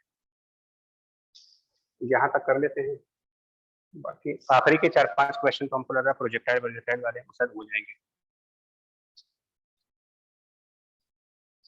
13th क्वेश्चन जो है ये बहुत अच्छा क्वेश्चन था।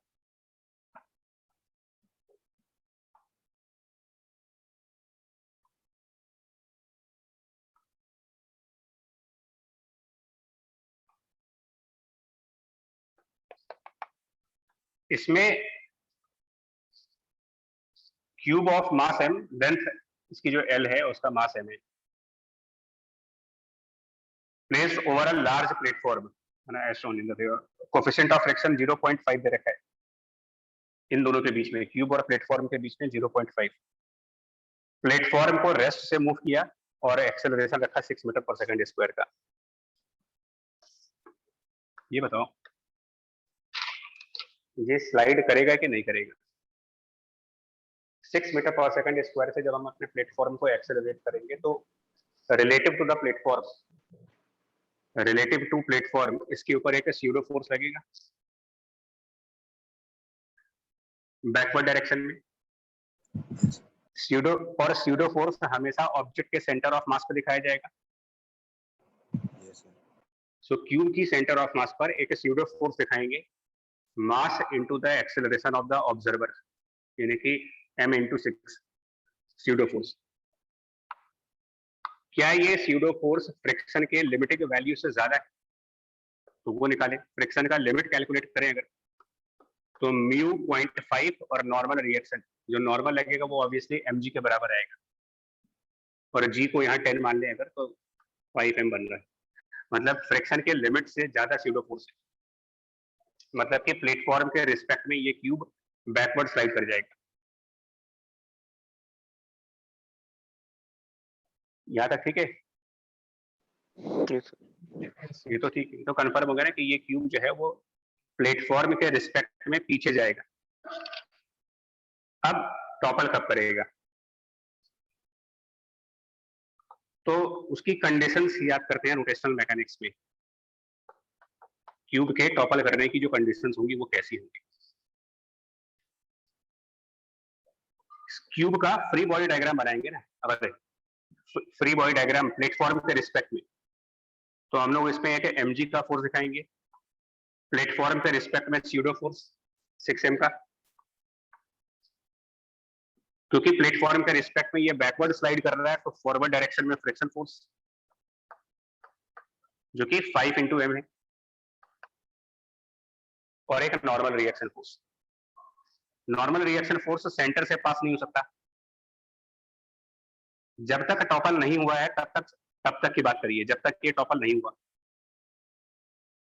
तब तक नॉर्मल रिएक्शन फोर्स सेंटर की राइट साइड से पास हो रहा होगा या फिर सेंटर की लेफ्ट साइड से पास हो रहा होगा बिफोर टॉपलिंग।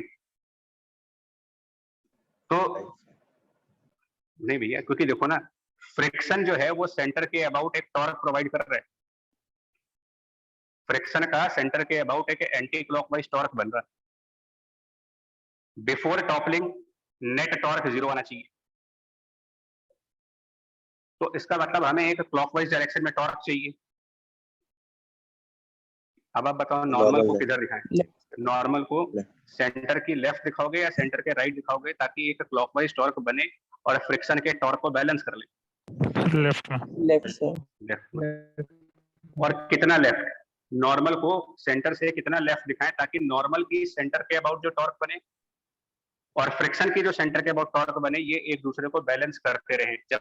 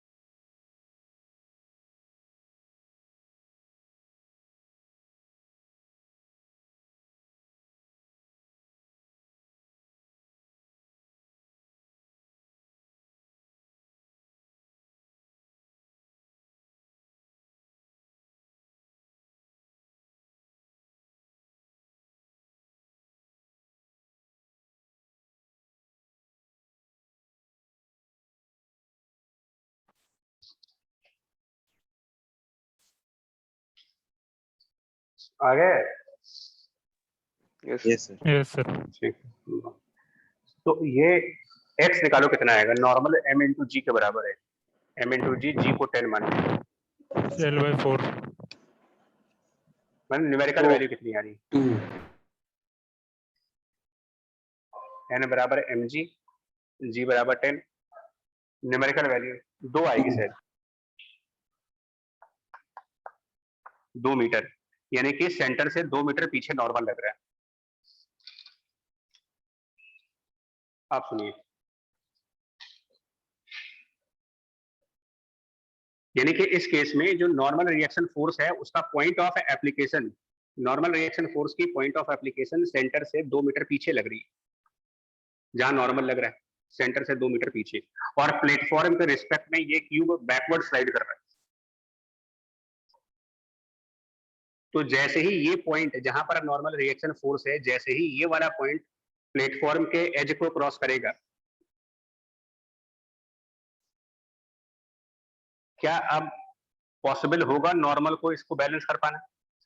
ये थ्योरी कहती है कि नॉर्मल की टॉर्क फ्रिक्शन के टॉर्क को तभी बैलेंस कर सकती है जब नॉर्मल रिएक्शन फोर्स सेंटर से 2 मीटर के डिस्टेंस पर लगे।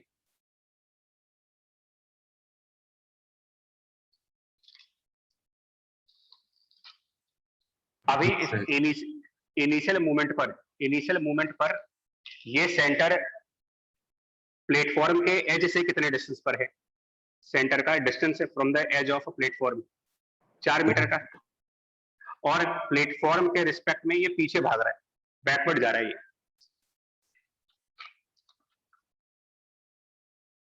यानी कि कुछ टाइम बाद सिचुएशन क्या होगी, प्लेटफॉर्म तो आगे आ जाएगा, ग्राउंड के रिस्पेक्ट में प्लेटफॉर्म आगे आएगा, लेकिन प्लेटफॉर्म के ऊपर ये क्यूब पीछे हो जाएगा, मतलब ग्राउंड के रिस्पेक्ट में क्यूब भी आगे जाएगा, प्लेटफॉर्म के रिस्पेक्ट में पीछे हो गया। और हम लोग ये कह रहे हैं कि अगर सिचुएशन ये बन जाए कि ना उसका सेंटर एज से 2 मीटर के डिस्टेंस पर रहे, जो पहले 4 मीटर के डिस्टेंस पर था, अब 2 मीटर के डिस्टेंस पर रह गया, और यहीं पर नॉर्मल लग रहा है,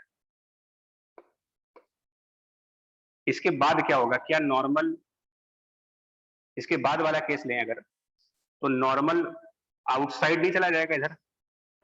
यस यस सर। और वो पॉसिबल ही नहीं है, क्योंकि नॉर्मल कांटेक्ट फोर्स है, तो यहाँ के किसी पॉइंट से तो नॉर्मल पास होगा नहीं, कांटेक्ट फोर्स ऐसे किसी पॉइंट पे तो लगेगा नहीं जिसका कांटेक्ट है ही नहीं। सर हाँ, इसका मतलब इस क्यूब को प्लेटफॉर्म के रिस्पेक्ट में 2 मीटर पीछे जाना पड़ेगा। अब उसमें कितना टाइम लगेगा, तो 2 मीटर का डिस्प्लेसमेंट, प्लेटफॉर्म के रिस्पेक्ट में क्यूब इनिशियली रेस्ट पे था, तो हम s equal to ut plus half at square लगाएंगे with respect to the platform, half acceleration with respect to platform, वो कैसे निकालेंगे, स्यूडो फोर्स और फॉरवर्ड डायरेक्शन में फ्रिक्शन फोर्स जो कि 5m था, तो acceleration will be 6m minus 5m upon m 1, 1 हो गया। और क्योंकि स्यूडो फोर्स कंसिडर करके एक्सेलरेशन निकाल रहे हैं, तो ये ऑब्वियसली रिलेटिव एक्सेलरेशन ही आएगी, इंक्लूडिंग स्यूडो फोर्स, मतलब हम रिलेटिव एक्सेलरेशन ही कैलकुलेट कर रहे हैं यहाँ पर, मल्टीप्लाइड बाय टी स्क्वायर, इससे आ जाएगा t बराबर 2 सेकंड्स।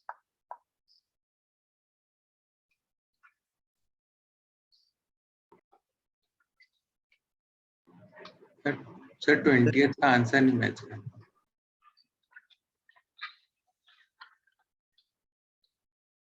20th में भी बहुत बढ़िया क्वेश्चन है। मेरा 15 आ रहा था। सर एक डाउट है,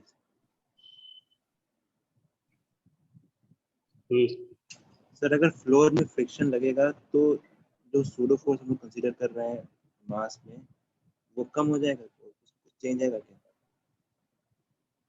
किसमें कह रहे हो?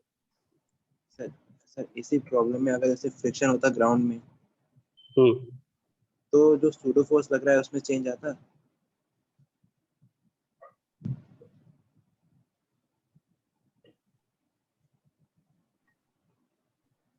बता रहे, हाँ ऑब्वियसली आता, क्योंकि तब ये एक्सेलरेशन मेंटेन नहीं रहती ना हमारी, मतलब हम तो ये मान के चल रहे हैं कि ये मेंटेन्ड है एक्सेलरेशन।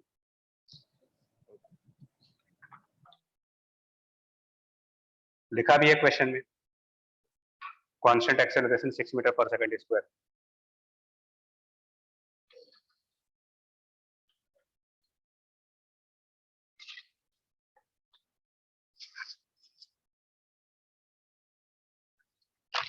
ट्वेंटियथ में यार थोड़ा सा टाइम टेकिंग क्वेश्चन है, देख लेते हैं। इसमें शायद तुम लोग को डायग्राम समझने में कोई गलती हो गई होगी।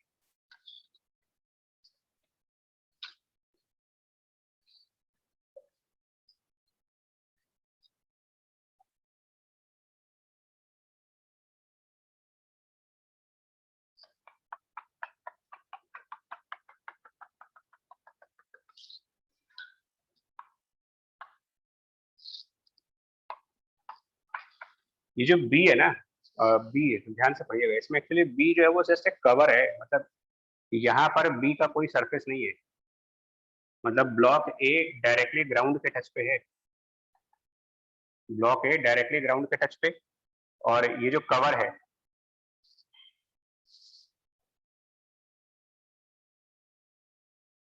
सेकंड लाइन में लिखा है rectangular box B is used to cover A, मतलब ये इस तरीके से होगा यार, ऐसे ले जा करके हम लोगों ने एक बॉक्स रखा होगा, ऐसे ऊपर से कवर कर दिया होगा, तो नीचे उसमें कुछ नहीं है, और इनिशियल मोमेंट पर दोनों को सेम वेलोसिटी दी, इसको भी v नॉट वेलोसिटी दिया, इसको भी v नॉट दिया।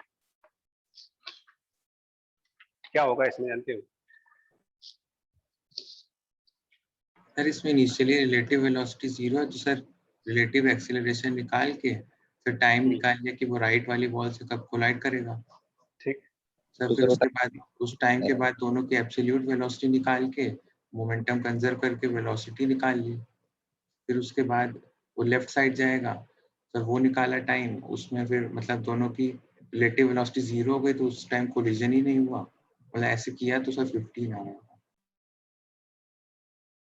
एक मिनट का सब जो तुमने किया वही काम करके देखते हैं।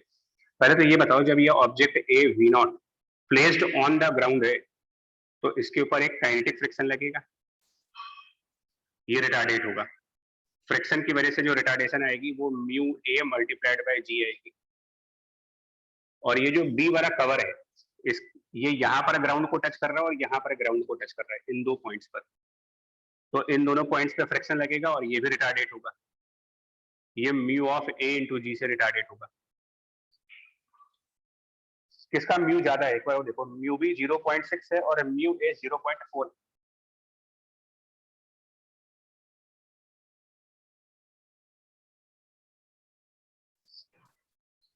ये समझ पाए यहाँ तक? अब यस सर। अब क्या होगा, फर्स्ट कोलिजन जब होगा, ध्यान से देखिएगा, तो मोशन तो फॉरवर्ड ही होंगे बट रिटार्डेशन होंगे, तो पहला वाला कोलिजन जब होगा तो कुछ इस तरीके की कंडीशंस बन रही है, और ये ऑब्जेक्ट हमारा यहाँ कहीं पर होगा फर्स्ट कोलिजन के टाइम पर, और मान लीजिए फर्स्ट कोलिजन के टाइम इसकी वेलोसिटी va है और इसकी वेलोसिटी vb है। अब बहुत ध्यान से सुनिए, फर्स्ट कोलिजन के टाइम पर ऑब्जेक्ट ए ने बी के रिस्पेक्ट में कितना डिस्टेंस कवर किया होगा relative to the B? L-L। हाँ, ए का फ्रंट वाला साइड यहाँ से कितने डिस्टेंस पीछे था, capital L minus small L, ये फ्रंट साइड यहाँ पर आ गया, तो इन दोनों की relative displacement L minus small L बराबर हाफ, क्योंकि इनिशियल मूवमेंट पर कोई रिलेटिव वेलोसिटी नहीं है, तो यूटी वाला टर्म 0 हो जाएगा, हाफ रिलेटिव एक्सेलरेशन, इनमें से इसको माइनस कर देंगे, म्यू भी होगा इंटू टी स्क्वायर, इसको t1 मान लेते हैं, पहला टाइम t1 जब कोलिजन हो। सर T1 ही कैलकुलेट करके 3 आ रहा है। आने तो t1 कैलकुलेट करके 3 आ रहा है। 3 आ रहा है।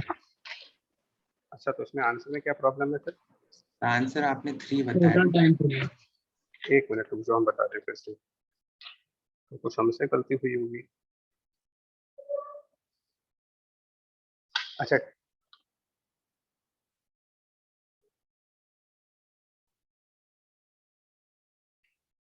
अच्छा अच्छा, ओके मैं समझ गया।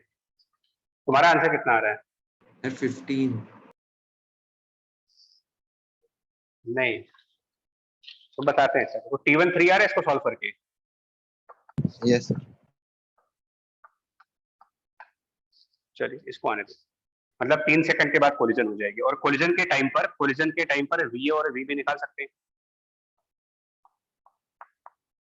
VA at the time of collision, initial velocity V0 minus जो रिटार्डेशन हो रहा था इनटू T1, और ऐसे ही हम VB निकाल सकते हैं।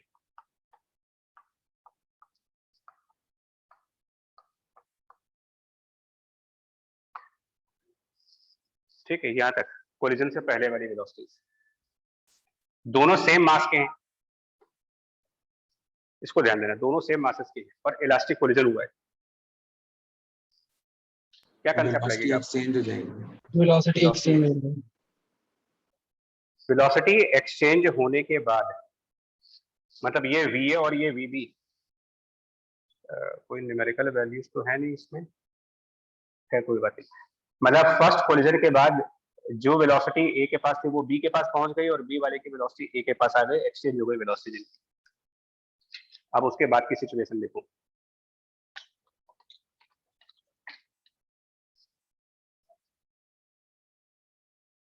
अभी ज्यादा वेलोसिटी पे कौन चल रहा है बता पाएंगे आप? VA ज्यादा है कि VB ज्यादा है? BA। ये मतलब A is faster than B। अब कौन फास्टर हो जाएगा? बी। बी। तो मैं इसी डायग्राम में दिखा दे रहा हूं आपको। मतलब कोलिजन के बाद जो ऑब्जेक्ट A है इसके पास वेलोसिटी VB पहुंच गई, और ऑब्जेक्ट B के पास वेलोसिटी VA पहुंच गई, यानी कि नाउ B इज फास्टर। मतलब जो कवर है वो तेज चलेगा और ये धीमे चलेगा, तो ये पीछे वाली वॉल से कोलाइड होगा। ठीक है, यस सर। तो अब A B के रिस्पेक्ट में कौन सी डायरेक्शन में जा रहा है?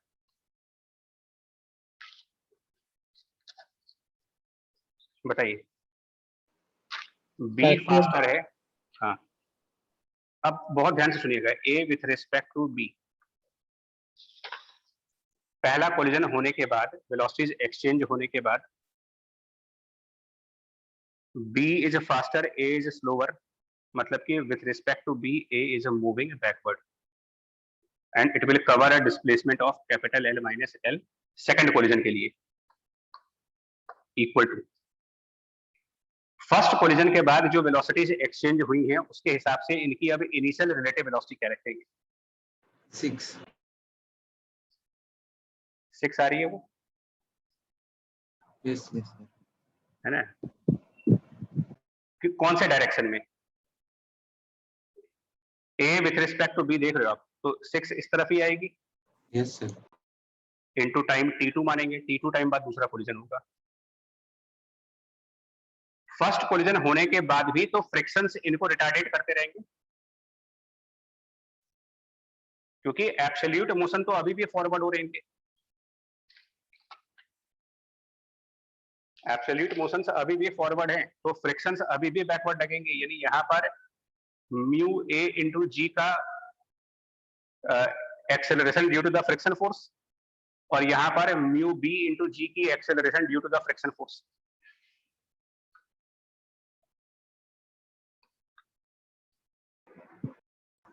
तो A with respect to B, mu A minus mu B, positive value आएगी नेगेटिव वैल्यू आएगी? नेगेटिव।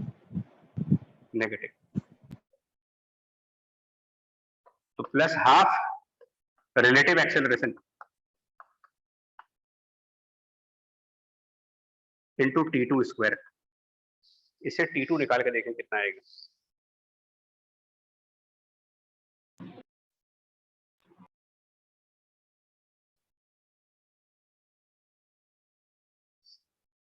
3 आ रहा है T2 3 आ रहा है। सर। हम्म, सर इसमें मतलब अगर T2 निकालेंगे और फिर उस T2 टाइम के बाद दोनों की वेलोसिटीज निकालेंगे तो सर दोनों की वेलोसिटी सेम हो जाएगी तो सर कोलिजन ही नहीं होगा। नहीं अरे होगा होगा, सर जब रिलेटिव वेलोसिटी 0 है तो सर बता रहे हैं बच्चा, बता रहे हैं। पहले T2 3 आ रहा है कि नहीं आ रहा है ये बताओ। Yes sir. अब तुम क्या कह रहे हो कि T2 3 होने के बाद दोनों बॉडी सेम वेलोसिटीज पर आ गई। यस सर 3 सेकेंड में। तो बिगिनिंग भी तो वैसी ही हुई थी, बिगिनिंग में भी तो दोनों सेम वेलोसिटी पे गए थे। Yes sir. तो कोलिजन क्यों हो रहा है? क्योंकि फ्रिक्शंस अलग अलग लग रहे हैं, तो ये रिटार्डेट अलग अलग हो जाएंगे। Yes sir. मतलब कि सेकंड कोलिजन के बाद वही सिचुएशन आ गई जो पहले कोलिजन से पहले थी, जो स्टार्टिंग और फर्स्ट कोलिजन में जितना टाइम लगा आपको, फर्स्ट कोलिजन का टाइम जो कैलकुलेट हुआ था, क्या वो V0 पे डिपेंडेंट था? No sir.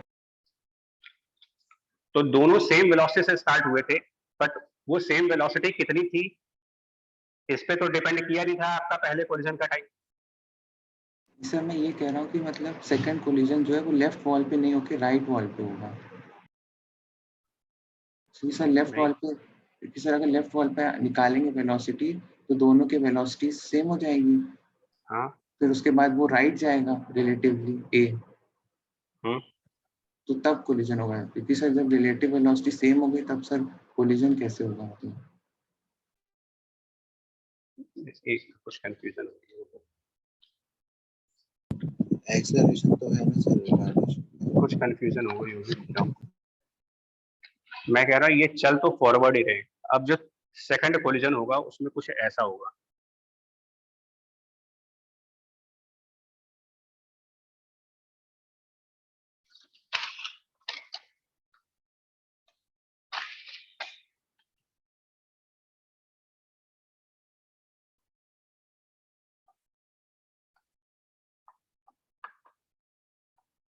तुम ये कह रहे हो कि सेकंड कोलिजन के बाद ये दोनों सेम वेलोसिटी पर आ गए, नहीं सर सेकंड कोलिजन से पहले है। तो बाद में भी सेम आएंगे ना, हाँ एक्सचेंज हो सर। गया ना वेलोसिटी। नहीं सर तो मतलब मैं कह रहा हूँ कि जब दोनों सेम वेलोसिटी कोलिजन से पहले तो कोलाइड कैसे करेंगे? क्योंकि सर रिलेटिव वेलोसिटी 0 है तो मतलब वो लेफ्ट वॉल पे कोलाइड ही कैसे करेंगे? तो वो तो आपने t = 3 पे आया ना आंसर, 3 सेकंड के बाद हुआ, मतलब जब ये इसको टच कर गया उस समय वेलोसिटी सेम हुई। मतलब तुम कोलिजन का बहुत छोटा सा टाइम इंटरवल मेरे ख्याल से नेगलेक्ट करो कि कोलिजन होने से जस्ट पहले ही सेम वेलोसिटी पर आ गए। Yes sir. हाँ, वो प्रॉब्लम समझा मैं, ऐसा नहीं हो रहा। कोलिजन होने से जस्ट पहले ही अगर सेम वेलोसिटी पर आ भी गए तो फिर वही बात हो जाएगी। जस्ट पहले ले रहे हो ना, कोलिजन के जस्ट पहले सेम वेलोसिटी पर आने का मतलब ए ने इस वॉल को टच नहीं किया, यस सर। ठीक है, सेम वेलोसिटी पर आ गए, बट वो सेम वेलोसिटी से मेंटेन थोड़ी हो पाएंगी। Yes sir. फ्रिक्शंस की वजह से फिर ये वेलोसिटी से डिक्रीज कर जाएंगी, यस सर। एंड देन उसकी वजह से वेलोसिटी में डिफरेंस आ जाएगा, फिर कोलिजन हो जाएगी। हाँ सर लेकिन वो कोलिजन फिर मतलब मैंने कैलकुलेट किया तो राइट वॉल पे होगा, मतलब लेफ्ट वॉल पे समझ नहीं रहा कि होगा कि नहीं होगा। लेफ्ट पे ही होगा एक्चुअली, वो तुम छोटा सा इंटरवल मेरे ख्याल से मिस कर रहे हो, तुम ना बहुत स्मॉल टाइम इंटरवल को मिस कर रहे हो इसमें। Yes sir. ये जो तुमने पॉइंट सोच लिया ना कि जस्ट बिफोर में बराबर बराबर वेलोसिटी हो गई, तो अब ये इसको टच कर ही नहीं पाएगा, यस सर ये कंफ्यूजन है। उसको इग्नोर कर दो। मतलब क्योंकि आपने t = 3 सेकंड जो कैलकुलेट किया है वो ये मान के कैलकुलेट किया है कि ए ने इस वॉल को टच कर दिया है, यस सर। तो हम उसको यही मानेंगे कि कोलिजन हो गई है वहां पर। यस सर समझ गया। तब आएगा, और उसके बाद का आंसर क्या आएगा देखो, पहला कोलिजन भी 3 सेकंड के बाद हुआ, दूसरा भी 3 सेकंड के बाद हुआ, तो इससे ये प्रूफ हो रहा है कि हर एक कोलिजन फिक्स टाइम इंटरवल पे होगा, तो तीसरा कोलिजन भी 3 सेकंड के बाद ही होगा, मतलब बिगिनिंग से वो 9 सेकंड्स हो जाएंगे टोटल, हर यस सर। 3 सेकंड के बाद कोलिजन होगी।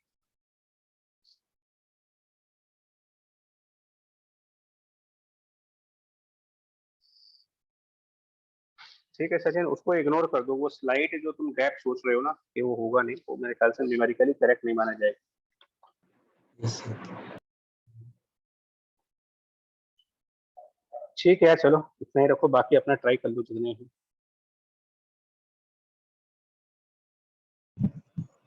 ठीक है भाई, Yes. Thank you. Thank you sir. Thank थोड़ा you. बहुत रह गए वो अपने आप कर लो, प्रोजेक्टाइल वगैरह के वो नेक्स्ट क्लास में कर लेंगे। ठीक है, Thank थैंक you, यू, चलो थैंक यू।